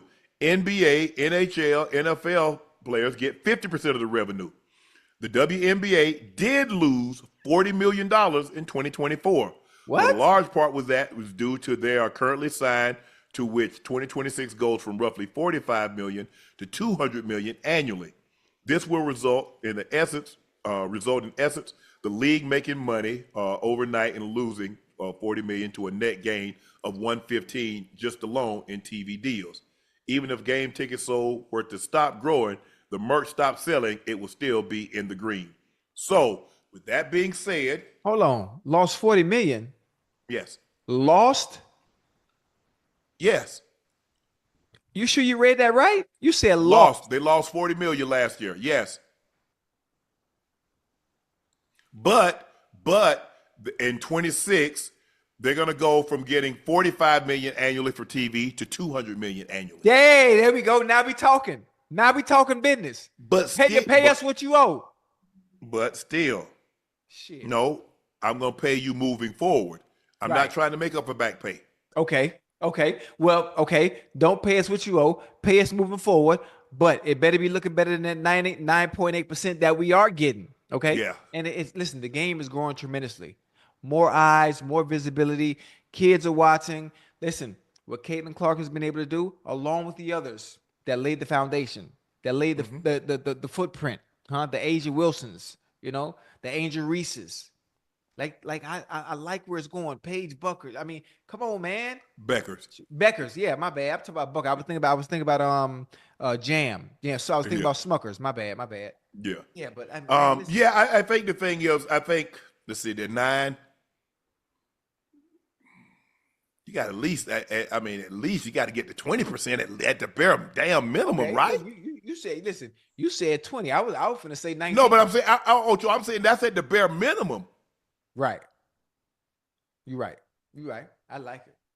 Shoot. Hey, listen. Look, Ocho, you and I both know they're not about to get the 50%. They're not about to get the 50% that's not. They're not gonna get 50. No. So maybe, hey, can we triple it? Can we get to 27, 28%? Yeah. Do right. Shoot, they need to let me go in there. I get you what you owe. I get what you owe. Put me in that goddamn room with who would I have to talk to, Unc? If it comes down to the owners. The owners? Oh shit. Well, I mean, what's the lady that's the commissioner? What's the lady? Kathy Engelbert. Yeah. Basically you work with the commissioners and their lawyer. And the WNBA lawyers, and you have the WNBA APM and their lawyers, and they're like, okay. Yeah. All right. Walking there with my nice suit on. How you doing? I think, look, so you're increasing basically 4%, 4.5%, right? Mm-hmm. So you're going up. You think about you going from 4.5. So you 4.5 times the money. You're going from 45 million annually to 200 million annually. Mm. And they're looking to bring on a couple other teams, right? Oh, we need a Miami team. Maybe I could be the owner of the Miami team.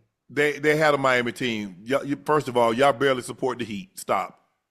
Hold on now. Don't. And they had a good player, Ruth Riley. She used to she was one of the better players in the WNBA. She used to go to this boutique spin studio. So, but no, not Miami. Yeah, too much going on. What you mean? But man, you know what? How y'all Ocho, how y'all doing with the Marlins? The Marlins? How y'all do with the Heat? You know y'all come to the game at halftime at the Heat, right? Yeah, but hold on. Listen to me. Listen to me real quick. See, it's one thing. This is what I love about Miami. Okay, let's talk about the women. We talk about the WNBA. One thing about women is women show up on time. One thing about women support each other. You know why we know they don't? That's why we're in the situation that we're in. Because if women supported each other, it would be more. That's the problem. Okay. The women ain't supporting the women in the WNBA. Right. I see. Yeah. Okay. You're right. I just think for some reason, if I was to start a WNBA franchise, that thing would be lit, boy. I have it's not American Airlines Arena no more. What is it? Hell, don't start me the line. Hell, you live in Miami. I forgot the name of the arena. It was FTA. I mean, listen, all them scam. They be scamming the names and they keep changing. So I don't know, but yeah, I think can we get the salary? Can we get the top salaries to at least $1 million a year, Ocho? Ooh, now we talking. Can we get before Juju get here? Can we get it like that? Can we get at least? Can we get? I mean, I think the highest you can make is what, 245, 250. Nah, make it 500, man. Make it 500. Hey, them young ladies, boy, when they be 17 million. Ooh, Lord. Who makes 17 million? Now you talk about $3 million. You have some $3 million ladies. Yeah. Yeah. Ayyyy Wilson. I don't think they're gonna go that high. She should be making $3 million a year. I was hoping to like triple it, go to 27, 28. I don't think they go into 40, Ash. I don't think they're gonna even get to 30. The internet math only did it for 40%. So I think realistically, 2025, and maybe go incrementally from that point on. Hey, man, that's a good idea, man. Now that I think about it. What? I was sitting here pondering and reflecting on, like, me and you, we can go half on a WNBA franchise in Miami. Man, they were. Hey, did you see the Valkyries? They just got valued at $500 million. Who? The Valkyrie. They just came into existence last year. $500 million. The Liberty, $450. Right. No, Shannon and Ocho ain't gonna do nothing. Nah, listen. Let me call. I'm gonna call Jeff tomorrow. I'm gonna set up a call with Jeff. I'm gonna set up a call with Jeff. Yeah, those franchises are becoming very. I mean, you see Eli, the backed out. He was supposed to become a solid partner, but 1% partner with the Giants. Who? Which Eli? Eli Manning. Okay, well, he said no. Bro, you see the valuation of these teams? Oh yeah. So even if you're talking 1%, Ocho, you're talking hundreds of millions. Yeah. Yeah. Ain't a whole lot of people just sitting on $100 million can go get their hands on $100 million, Ocho. I know somebody. Yeah, I know somebody too. Yeah. It just ain't nobody I'm really close to. I know some people too. It just ain't nobody I'm close to. Yeah, I know some people. Hey, I know a few people. Hey, that was a good one. I don't think people realize, I mean, when you can just go touch it. I mean, you can go touch it. Man, yeah. Look here. Nah. But I would like to see them at least at the absolute bare minimum. Yeah. It goes to double, which would be 18.5% to 19%. I would like it be somewhere, being realistic. I like to be realistic. I'll be pie in the sky and say, yeah, let it be like the NFL or NBA and so forth and so on. No. But that's not going to happen out the top, out the rip. So if we can get that thing somewhere between 20 and 25%. I like it. Make it 24. And go out and support them. Yeah. Go out and support them. People, I know y'all listening. And whatever city you in, make sure you go out there, you support the young ladies, support man. These ladies. Shoot, goddamn game dope as hell. Every time I think about that goddamn experience at the Atlanta Dream game in Atlanta, man, Jesus Christ. Stop playing. Yeah, wait. The ladies making $1 million, making $2 million a year, I feel happy. You heard me? Huh? Houston got a team? They had a team, the Comets. They won the first 4 NBA titles. So no more. But I think aren't they trying to come get another team? They gave it to Philly, Cleveland, and Detroit. Because Detroit had the shock. Detroit won the championship when Cheryl Ford, who was Karl Malone's daughter, she was they won the title. Yeah.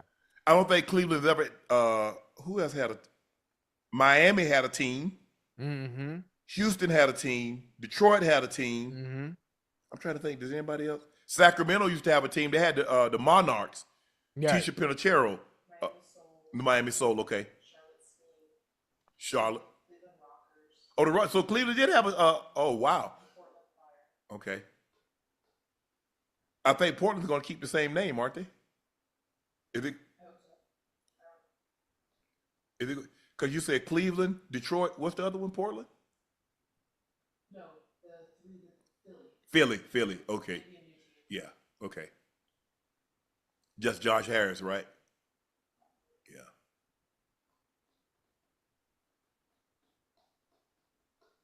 Yeah. I figure. Yeah. I think. Hey, I'm hoping. I'm keeping my fingers crossed. 25%. Yeah, I like it. That way we can have some women making $1 million, $2 million. Marcus Smart agreed to a contract buyout with the Wizards and plans to sign a 2-year, $11 million deal with the Lakers after clearing waivers. The 31-year-old, who just played 54 combined games over the last 2 seasons due to injuries, bring a strong defensive presence to the Lakers. According to Shams, Luka personally reached out to Smart, making it clear he wanted him on the team. Ocho will the 2022 Defensive Player of the Year. What does this do for the Lakers? It doesn't do much, huh? As good as Marcus Smart is, I don't think their problem, obviously, having a defensive presence like him is awesome. But on the offensive end, they still need a big. That's the problem. They need a big.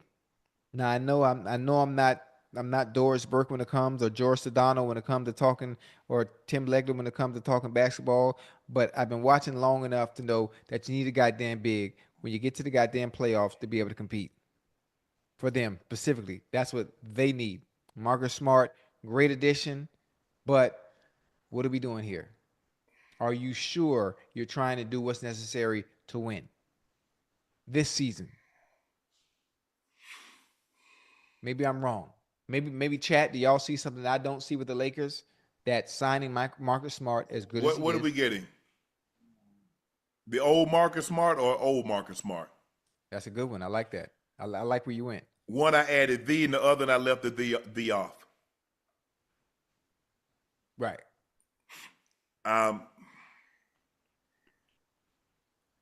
You should have a very highly motivated DeAndre Ayton because he got a 1-year deal. Marcus Smart signed a 1-and-1.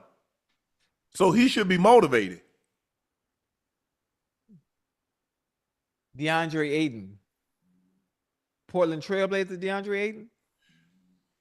Phoenix Sun, DeAndre Ayton? Yep. I think that's my Bahamian brethren, if I'm not mistaken. Yeah. Damn. How tall is DeAndre? What? 7. 7 what? 7 foot. Boy, he's 7 foot? Yep. Okay.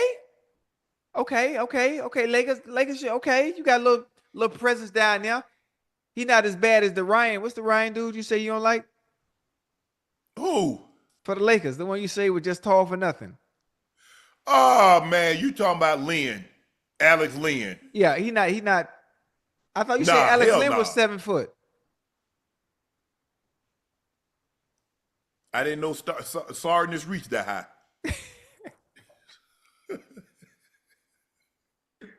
So DeAndre Ayton is levels above. He better than Lynn. He's a double guy. He'll get you 14 and 10. Okay. He's a lot of presence.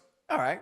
He give you 14, 10, give you double He digit numbers. should be highly motivated. Right. He sees the money that Chet Holmgren got. He sees the money that they're paying.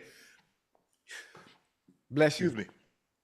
He sees the money that they just gave Miles Turner. Huh? Bro, you younger than Miles Turner. Yeah. Hey. You go out there and play, you could end up getting you a 5-year, $170 million deal. 5 years. Yeah, bro. It's not too late. Man, DeAndre Ayton can't be no more than 26, 27. Well, you done been in the league for a little minute now, huh? DeAndre Ayton is 26 years old. He about to turn 20. He turned 27, so he's 27. Okay.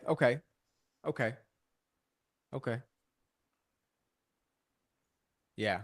The motivation is getting to that bag, especially if you sign them 1 year, go out there and have a hell of a season this year. Exactly. And you go get that. Okay. Okay. Exactly. I got you. Got to lock in and focus. It ain't. Ocho. Yeah. We got to talk about something that you gonna like this. Uh-oh. There's a guy named Preto Hunter who buys an abandoned storage unit. Hey. Found he got 2 of your old storage units, Ocho. Take a look at this. Yeah. This is red bottoms, baby. Christian Louboutins. Red bottoms. Kind of ugly, but in beautiful condition. Damn. What is this? John Barbatos. We got them right there. Nice little set. What else we got? Gucci. Beautiful. Nice little Gucci boots right there. This unit might be better than the other one. No, it's already looking better than the other one. I'm loving this, guys. Look at this. Red bottoms. Christian Louboutins. You guys see them right there. Red bottoms, another pair. Oh my lordy lord. Guys. Holy, oh my god. Chad Johnson, thank you. Oh my god, look at these soccer cleats, guys. Look at these soccer cleats. These are made out of kangaroo leather for sure. Guys, these are probably worn in the actual Ochocinco or signed by someone there. You guys see it. Ronaldinho, I'm pretty sure. You think that's Ronaldinho? Yo, could these be Ronaldinho? Boom. Signed. Holy crap. Guys, these are all signatures. By probably the whole team right there. Holy crap. Look at that. He's so hype. Ocho. What? How you get that? That's my old storage from 2000. Is that in Miami or in Cincinnati? But that's down in Miami, all the way down on the other end. Long. How do you get rid of stuff that you don't want anymore? And that was the best way to do it. Because I'm not hoarding none of that stuff. That's from like 2004, 2005. I don't dress like that. That's that 20-year-old, early 30s Chad. I'm about to be 50. I ain't going nowhere. Donate it. Louboutins. I ain't donate who? Do I look like the person that gonna take all that stuff and take it to a donation place? You left Chris Henry jersey in there. That's one that's signed by all my teammates. My real Chris Henry jersey, the one that he wore, that signed, is here.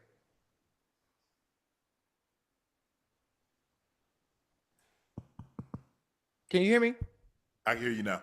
Yeah. My Chris Henry jersey is here. That's a Chris Henry jersey signed by all my teammates that played with. Hell, I got all them fools on goddamn group chat. So you ain't gonna get it back? I don't want none of that. This is how I live my life, right? Stay with me real quick, chat. Y'all stay with me real quick. I live life in 2 parts. Like a stage play. Act 1, football. Clothes, fashion, all that fun stuff. Them days is long gone, I feel you. I'm talking about long gone. Step 2, Act 2. New life, new house, new beginnings. Transition from all that old shit and the new stuff. I'm not taking nothing from the past into Act 2. None of it. So what's the best way to get rid of it? Man, be happy. I don't like nobody digging through my stuff though. Shit, it ain't my stuff. No, it ain't no more your stuff no more. Nah, I don't want it. That's why what if they found some skid mark drawers up in there? Why would I have skid mark drawers? I use dude wipes. I use dude wipe, and I got a bidet. A bidet. Did I say that right? A bidet? Close enough. Huh? Bidet. But okay. Okay, my bad. No, but on a serious note, it was so much stuff. It couldn't go with me. Not where I'm trying to go. I can't bring that. No, I can't bring that. I feel you. Yeah, I can't. I couldn't. I'm glad Young Bull is happy, man. You know, I'm all about giving. I stay giving. I won't get nothing. I ain't got no storage unit. I got all my stuff here.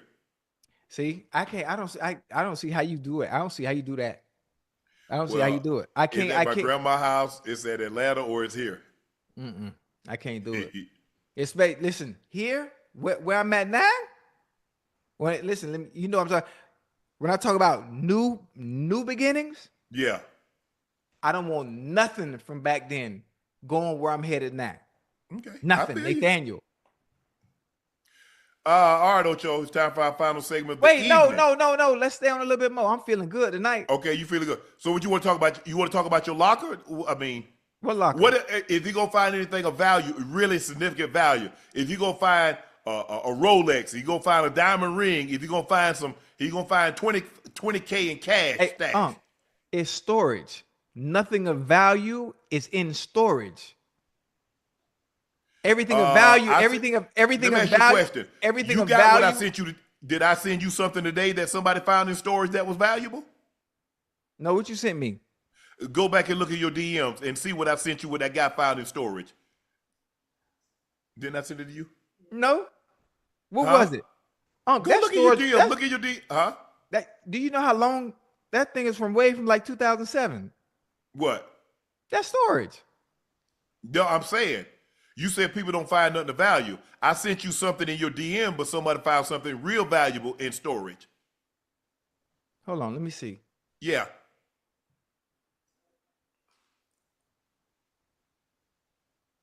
Back up. Okay. Oh my goodness. So is anything of value in there, Ocho? A man finds 7.5 million cash in the 500. No, that ain't. A man just paid $500 for a storage unit sold by auctioneer Dan Dodson, only to discover a safe stuffed with 7.5 million in cash. After word got back to its original owner, they offered him 1.2 to recover the funds. The buyer accepted, walking away with $1,199,500 in profit. I tell you what. Hey, I tell you what. Listen. That ain't clean, because ain't nobody with no clean money gonna have it sitting in storage. Let's start there. Of course, there's a reason he gave it back. Anybody in their right mind ain't giving up no $7 million for just 1.2. So you already know they made that call and say, "Hey, we need that back." That's a whole different ball game. But people find valuable stuff in there all the time. I ain't know that ain't what I do. So I ain't no storage. No, but people have found stuff, not that kind of cash, Ocho. Oh, yeah, but people have found thousands of dollars they found valuable. I mean, you got to think. You got stuff. I ain't played football in how long? How many years it's been, you think? Probably 15 years, probably. So that stuff been in there damn near 15 years, huh? Mm-hmm. I ain't seen it. Ain't 15 years. Man, I'm good. You don't pass. You don't want anything. Nathaniel, everything. I don't know why you bought them red shoes. Hey, listen. You plan on clowning somebody with them red shoes on? I would clean. I had a deal with Louboutin back in the day, so I used to get Louboutins free. If you've been following me on Twitter long enough, there was a time where I gave away Louboutins every week. It was either every Monday or the first week of every month on Twitter. I had all kind of Louboutin. I ain't got them days over, man. I got me a nice pair of Air Force Ones. I like that. I got me some open toe sandals, and I'm good. Having 400-500 shoes. I'm a minimalist. Yeah. Everything in this house is all white. That's it. If it ain't white, it ain't coming in. If it ain't white, it ain't right. Well, somebody got something in mind. They the lady that used to do that clean for me. Yeah. I left everything. I say Blanca, her and a friend named Vicky, they used to clean. Yeah. I say whatever you want, you can take. Right. But what you don't take, you got to go to the trash. She's like, Mr. Shannon, you let me have all this. I said, all the bedroom stuff, right, all the dinette stuff, whatever you want, you take it. Yeah. All glass, marble, all white, custom. I had custom white furniture, Ocho. I had that furniture since 1992. I paid 30 grand for it in 92. Yes. You paid what? How much? 30 grand for that white couch. What, in 1992? In 92. Well, what the hell kind of furniture that was? Custom. the people that made it, they stamped it on the bottom of it. Right. So she got the sleigh bed. She got the glass marble table. Yeah. She got the big man. I had you know that big dining where we ate that. Man, that thing so much. I told her, I said, Blanca, don't you hurt yourself trying to have. So I said, you need about 5 or 6 men that know what the hell to do in the move that table. That table, the glass is that thick. Right. And the bottom, man, Ocho, I ended up having to get an epidural, man. I tried to lift that table myself and blew my back out. Hell no. I know y'all in the chat talk about pause, but man, Ocho, I lifted it like this here. Uh-huh. And something said,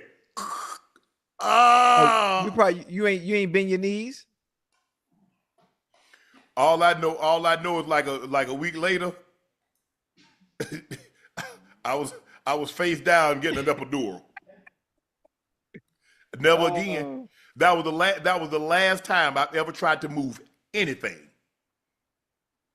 If it ain't hung, no hangers, no shirts, I ain't moving nothing. I'm paying. I pay. I'm gonna pay somebody to come in here. They're gonna fold it up. They're gonna put it nice and neat, and they're gonna write on the box what it is.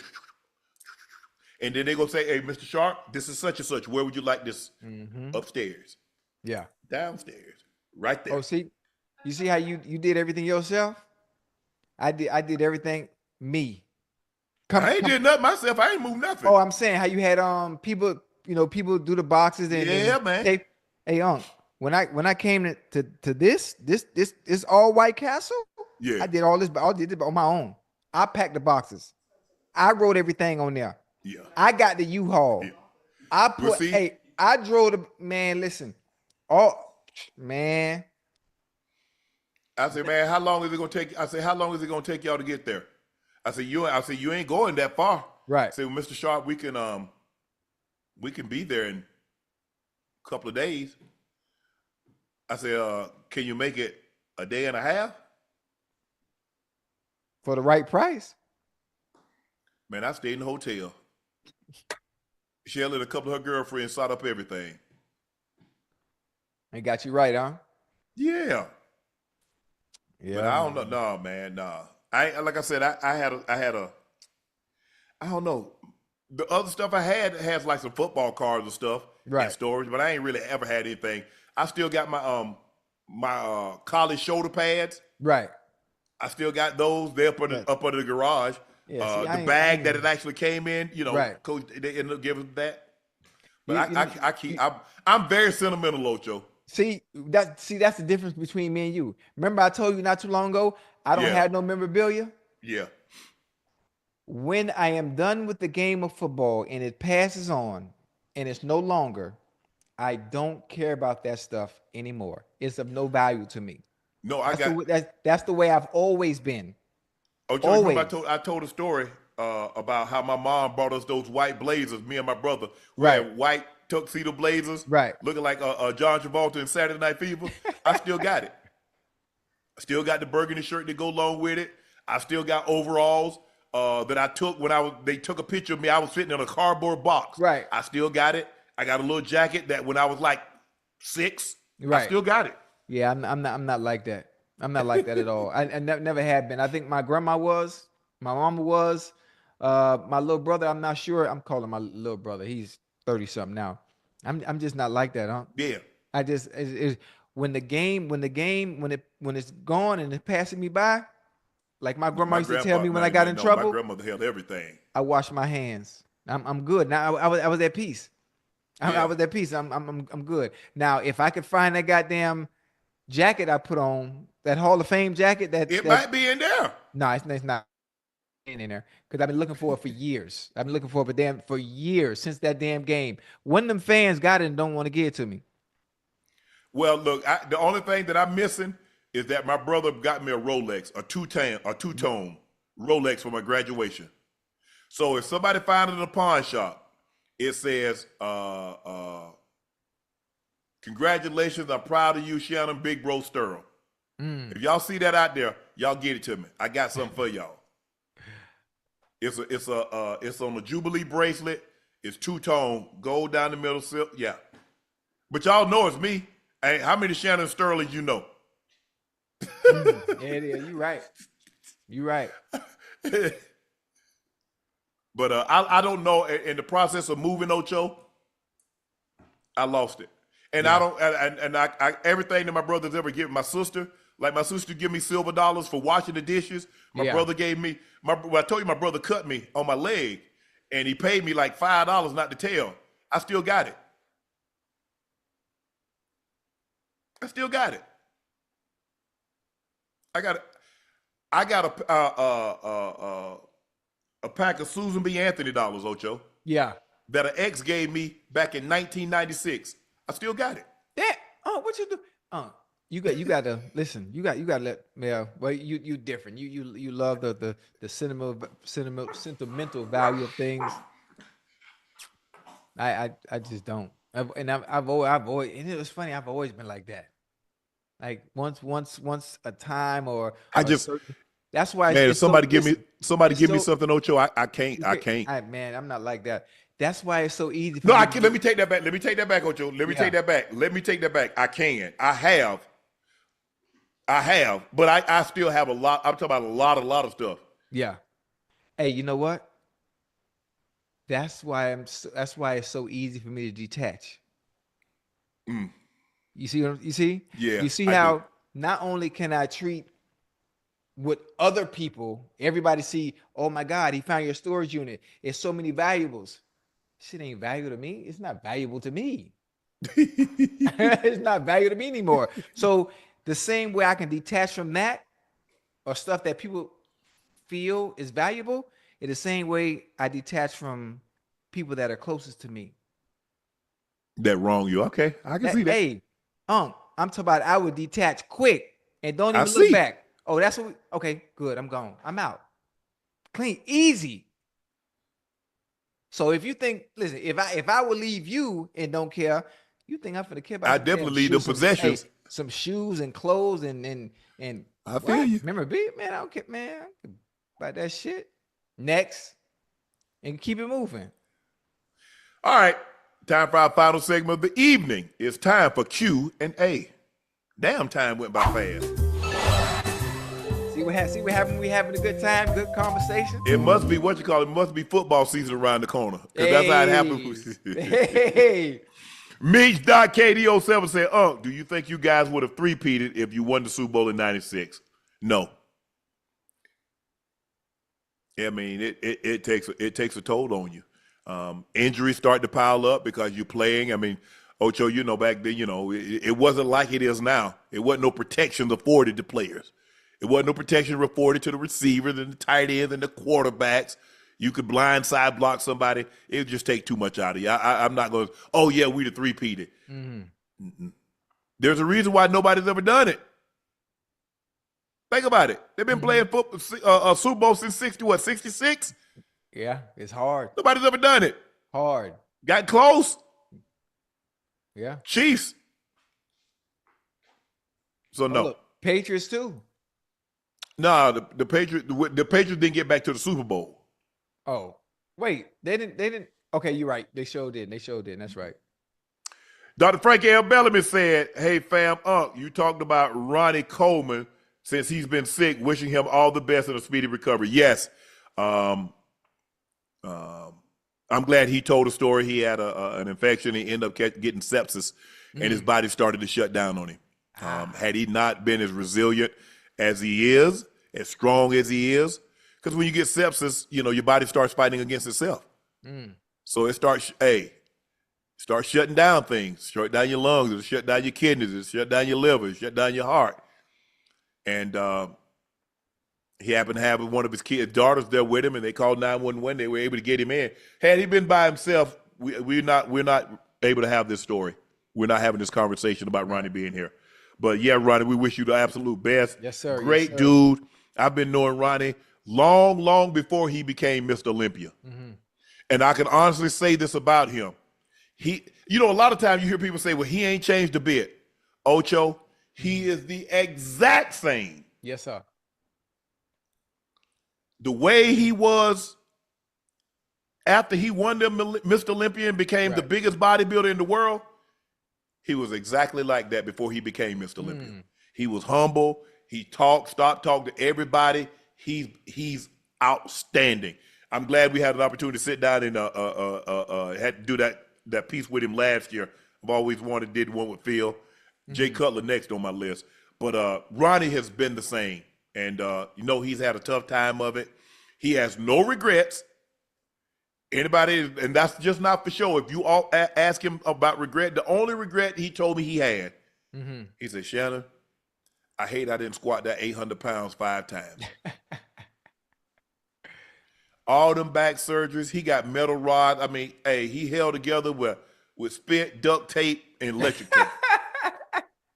And the only regret he has, Ocho, is that, man, I should have squatted that 800 pounds 5 times. 800? 800. He started out as a power lifter. Right. So he had very, very dense muscles. If that's why you see the back, you see his hamstring, his glutes. Right. If you see that feathering, that's what they call when you shred it like that. They call it feathering. Look like lady fingers or look like feathers through his chain muscles, hamstrings, glutes, all that. But he said that's the only regret I have. I didn't squat that 800 pounds 5 times. That's crazy, boy. That's strong, man. Dang. Jatorian Fox, 2187. Jamar got to face Alexander, Ramsey, Ward 2 times a year. He like that now. He ain't gonna shy away from. He's not gonna shy away from the competition. What's that supposed to mean? You mean they got to face him? Like you structured the sentence the wrong way. Yeah, they got to face him. Get it right now. Him. Chase that dude. He'll be okay. Leon Banks Jr. said, hey, Unc Ocho, do you think if Lamar has another early playoff exit in 2025, that it's time to have a real conversation in Baltimore? Lamar has no more excuses. They have a loaded roster, and he's MVP. Well, they've always had a loaded roster. What conversation? Yeah, they have. No, they're looking to do a contract extension. I wouldn't be surprised if Lamar Jackson at some point in time becomes the highest paid player in the NFL. He jumps over, he pole vaults over up in Buffalo. Yeah, Josh. I mean, to have a conversation about you can have a conversation. The conversation is Lamar hadn't gotten it done. But if you're talking about having a conversation about Lamar moving on, man, please, I'm gonna hang the phone up on you and close the door in your face. Hell no. I don't think people understand when people say stuff like that. I don't think they understand how difficult it is to find a quarterback, especially a quarterback when in conversation is top 3 in the NFL and everybody else. Lamar 27, 28. Lamar can't be no more than 27, 28. Man, please. He's 28. Like I said. Yes, we can have a conversation, and we will. If they don't get to and win the Super Bowl this year, we'll have a conversation that Lamar Jackson didn't get it done. The Baltimore Ravens didn't get it done. But if we're talking about any other type of conversation, moving on from Lamar Jackson, hell no. I'm gonna give Lamar Jackson every opportunity until I don't feel that we can field a team around him because his salary has gotten so astronomical. Right. But no, hell no. Let Lamar go. He's one of the 3 best quarterbacks in the NFL. And you talk about letting him go because he ain't gotten to the Super Bowl? And he might not. But I ain't letting him go. We 6, 7 years away from that. From having a discussion that potentially Lamar somewhere else. But that's not even in Steve Bashad, DeCosta, or Ozzie, and John, that's not even in their mind. He's about to be the highest paid. What did Josh get? He about to get 260, 70 million fully guaranteed. Nah. Lamar ain't going no damn where. I hope he like Baltimore because he ain't going nowhere no time soon. Nope. Tete Tuweve. Sup, Unc Ocho? What do the Ravens have to do to get over the hump this season? Don't turn the ball over in the playoffs. That's it. Simple as that. I don't need Lamar to have one of those games where he throw for 300, he rush for 100. I just need him to be Lamar Jackson. I don't need Superman Lamar. I don't need the perfect quarterback rating, Lamar. I don't need the guy that the human joystick that he's running and hit the spin. Lamar, just take care of the football. That's it. Simple as that. You have the players around you at the running back position, offensive line, tight ends, wide receivers, and you have a defense. They're good enough. Just don't turn it over. That's all they got to do. Just don't turn it over. He's that good. He's good. He's gotten better every year. Mm-hmm. Am I surprised that the only thing that surprises me is how well he's thrown the ball. Man, he threw for 41 touchdowns. 41. If somebody would have told me, Shannon, and within 6-7 years, Lamar Jackson going to throw for 40 touchdowns, I'd say, I don't believe it. Mm-hmm. Based on the style of play. Do I believe he can be a starting quarterback in the NFL and they can win a lot of games? Yes. Because I say no. I saw what he did. I saw what he did at Louisville. Yeah. The guy threw for 3,500 yards, rushed for 1,500 yards. Yeah. No. He can play in the NFL. He can play. But 41 touchdowns, Ocho? I didn't see that. That's a lot. Nobody saw that. Anybody tell you they saw that, they lied, because if they would have saw that, they'd have taken him with the number 1 overall pick. Bingo. If you saw that Lamar Jackson going to be a 2-time league MVP, finish second or third time, and you say, well, he's going to throw 1 year, he's going to throw 40, have 36 touchdowns with 6 picks, and then he's going to come back and throw another 41 touchdowns with 4 picks, and guess what? By the way, he's going to rush for 1,200 yards. You'd have taken it with the number 1 overall pick. And if I'm not mistaken, Baker was the number 1 overall pick that year, and Josh Allen was number 7. You'd have taken, if somebody would have told you Lamar Jackson was going to be what he became, you take him number 1 overall. Absolutely. You don't have the Ravens trade back into the first round to take him at 32 if you believe he's going to. Everybody say, oh, I knew that. No, you didn't. No, you didn't. Because what he's doing, no quarterback has ever done that before. I mean, a quarterback that can rush for 1,200 yards in the season and throw for 40 touchdowns in the season? Nah. Hold on, man. Don't forget he only threw 4 interceptions now. Huh? He only threw 4 interceptions. That's what I'm saying. Yeah.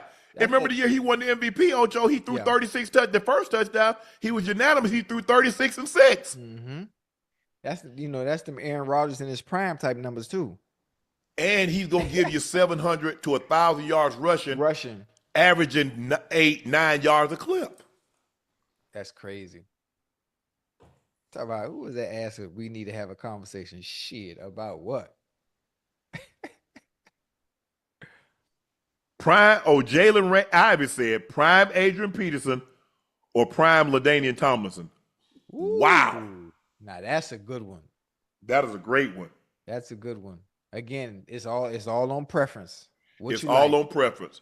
That's what it come down. I wasn't in the league when AP played. I got a chance to see LT. LT had, in 3 seasons, LT had 69 touchdowns. I saw LT rush for 1,600 yards. Check this out. I saw LT rush for 1,600 yards, have 100 catches, and not make the Pro Bowl. Mm-hmm. It's crazy. Y'all know LT had 31 touchdowns in the season, right? Yep, I remember that year. That's the year we had. Y'all do realize that. Yeah. People don't see. I don't think people realize how good LT was. Mm-mm. Y'all don't realize how good. Y'all don't realize how good LaDainian Tomlinson was. I do, because I got a chance to see him up close and personal. You gotta do your homework. I saw him put 200 plus yards, rushing yards on us, and catch 10 passes against us. I saw that with my own 2 eyes. AP. Different. Ooh, Lord. Damn, this is not an easy one. All day. They're 2 different players. Adrian Peterson is an old school, different. I-back, workhorse running back. But LT, man, how many touchdowns LT got? Like 150 something? I mean, LT got, LT catch it. LT yes! Listen. Because Jerry got 208, and then I think it's Emmett, and then it might be like LT, or is it Randy? Because I think Randy got 156, T.O. got 153. Where is LT?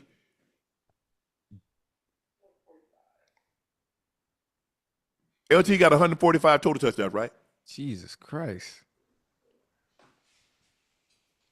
I want to see the guy that catch Jerry. That's what I want to see. I hope I'm allowed to see the guy that gets 209 touchdowns. Hey. That's what I want to see, Ocho. That's going to be, I don't know what we're going to be. So, no, LaDainian Thomas got 162 total touchdowns, Ocho. That's third behind Emmett. Because Emmett, I think Emmett is next. But Jerry got 208. Jerry got 197 receiving touchdowns. Do y'all know how many touchdowns that is? Oh, that's No, crazy. Jerry got what, 202 or 208? I think he got 208. Oh, that's crazy. Yeah. 207? Yeah, 207, okay. We got to pick, Ocho. Prime Adrian Peterson or LT? Oof. I think I'm going to take LT. I'm gonna go all day then. Hey, listen, that's one of those questions back. You really can't go wrong regardless of who you pick. Again, it all comes down to preference. I personally like the fear that all day Adrian Peterson puts in defenses. Oh yeah. I personally like the fear, and you can see it. They don't want to come up and tackle. Man, did you know how many times I saw that man put his hand behind his head and flip the ball to the referee? LT. That was the celebration right there. That was the celebration. Yeah, man, I saw that so many times. How many times he did that? As a matter of fact, he broke the record against the Broncos. Mm-hmm. Because I think Priest has set it. Priest Holmes has set the record with 28. And LT went and got 31. Do y'all know how many touchdowns, 31 touchdowns is in a season? Yeah. Do y'all have any idea for a running back? Hold on. And that was in the 16-game season, if I'm not 16. mistaken, right? 16. That's crazy. You want to see Ocho? Titus, what's up, boy?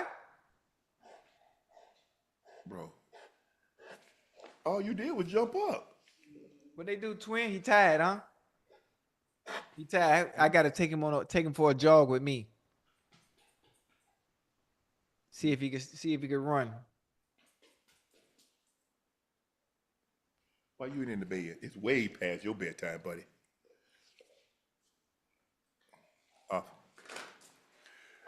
Quentin Mobley or Mobley. How do they say it? Because, where I grew up at, they call it Mobley. But I guess if you're from the north, they say Mobley. But anyway, Unc Ocho, did y'all see one-hand flag football catch by Bryson Wright? Listen, I even said, but that's probably the greatest catch I have seen. And that was even including the NFL catches. Then somebody said, it's flag football. They didn't even have pads on. Well, hell, when we practice during the week, they don't have pads on either in the NFL. Man, the flag doesn't change the game. It's still football. It's still a great catch. That was great. The man, he went this way. Yeah. He went man, stop playing, man. For one, you're losing vision. You lose. You know how Ocho, you can't explain people that doesn't catch balls for a living how difficult something is to do. That was nice. That was nice. That's up there with Brandon Lloyd. That's up there with Odell, OBJ's catch. Man, Buddy said, man, let me get this, man. I didn't know you was under here. Oh, they fighting. They fighting. Thanos. Get him, Teddy Bear. Get him, Teddy Bear. I didn't know we was up under. Yeah. Titus, lay down. Caleb said, hey, Unc Ocho, are you taking Miami Bron, Cleveland Bron, Lakers Bron? And when he retires, will it impact the league? The league's going to go on. Did the league stop when Jordan stopped? Magic? Bird? Kareem? Wilt? Look, the league's going to be in great shape. LeBron has been a great ambassador. but it happens. Great players retire. Tom Brady retired, Peyton Manning retired, Joe Montana retired, Emmitt Smith, John Elway, Marino, J.J. Watt, Aaron Donald, Lawrence Taylor, Joe Green. He's fine. Which Cleveland Brown? First Cleveland Brown or second Cleveland Brown? Many people believe Miami Brown was the apex of his powers. He was, and it's hard to say because if you go back and look at it, he pretty much averaged the same thing. It'd be, somewhere between 25 and 27 points a night. He could do it all.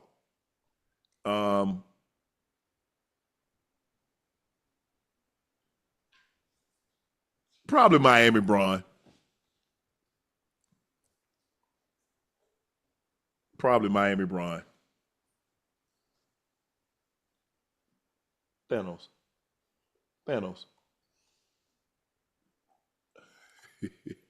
Ocho. Yo. CJ 1998 say, what's up, Unc Ocho? Who's your favorite superhero and why? Also, I've created my own comic. Is there a way I can send it to you? Superhero. Ocho, what's your favorite superhero? Man, I got a problem. I don't watch Marvel or DC Comics. Nah, man. I never. Unfortunately, I'm not into it. I only know who I know the name Thanos, not because of your dog, but because when that movie came out, Infinity something, it dominated my timeline. Then I knew about the stones and I knew about Thanos snapping his finger and something, and that's pretty much it. But I don't. Yeah. That's unfortunate. Yeah, DM Ash. Send it to Ash.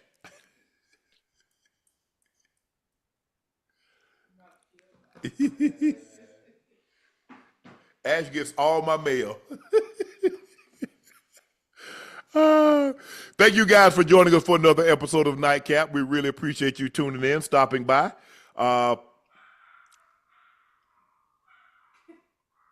Thanos! I am your favorite Unc Shannon Sharpe. That is my partner and co-host, Liberty City's own Bengals Ring of Fame honoree, Pro Bowler, All-Pro. That's Chad Ochocinco Johnson. Please make sure you hit that subscribe button. Please make sure you hit the like button. And guys, go subscribe to the Nightcap podcast feed, wherever you get your podcast from. We want to thank each and every one of you for your eyes, your ears, and word of mouth for helping Nightcap become what we've become. We cannot thank you very much. Thank you for your support and your continued support. Please make sure you check out Shea by Laportier. We do have it in stock. It's a premium VSOP cognac. And if you can't find it in a city or state near you, order it online. We'll ship it directly to your door. But best believe we are coming to a city or state near you. And I'm about to be back in the market. I think in a couple of weeks, I'm in Atlanta at 3 stops. Check my IG and your email account to find out if I'm coming to a locale near you. Please drink responsibly and stay safe. Go follow my media company page on all of its platforms, Shay Media, and my clothing company, 84 with 84 being spelled out. That link is pinned in the chat. Supplies are limited, and once they're gone, they're gone. So please grab yours while supplies last. I'm Unc. He's Ocho. We'll see you back tomorrow at the same time.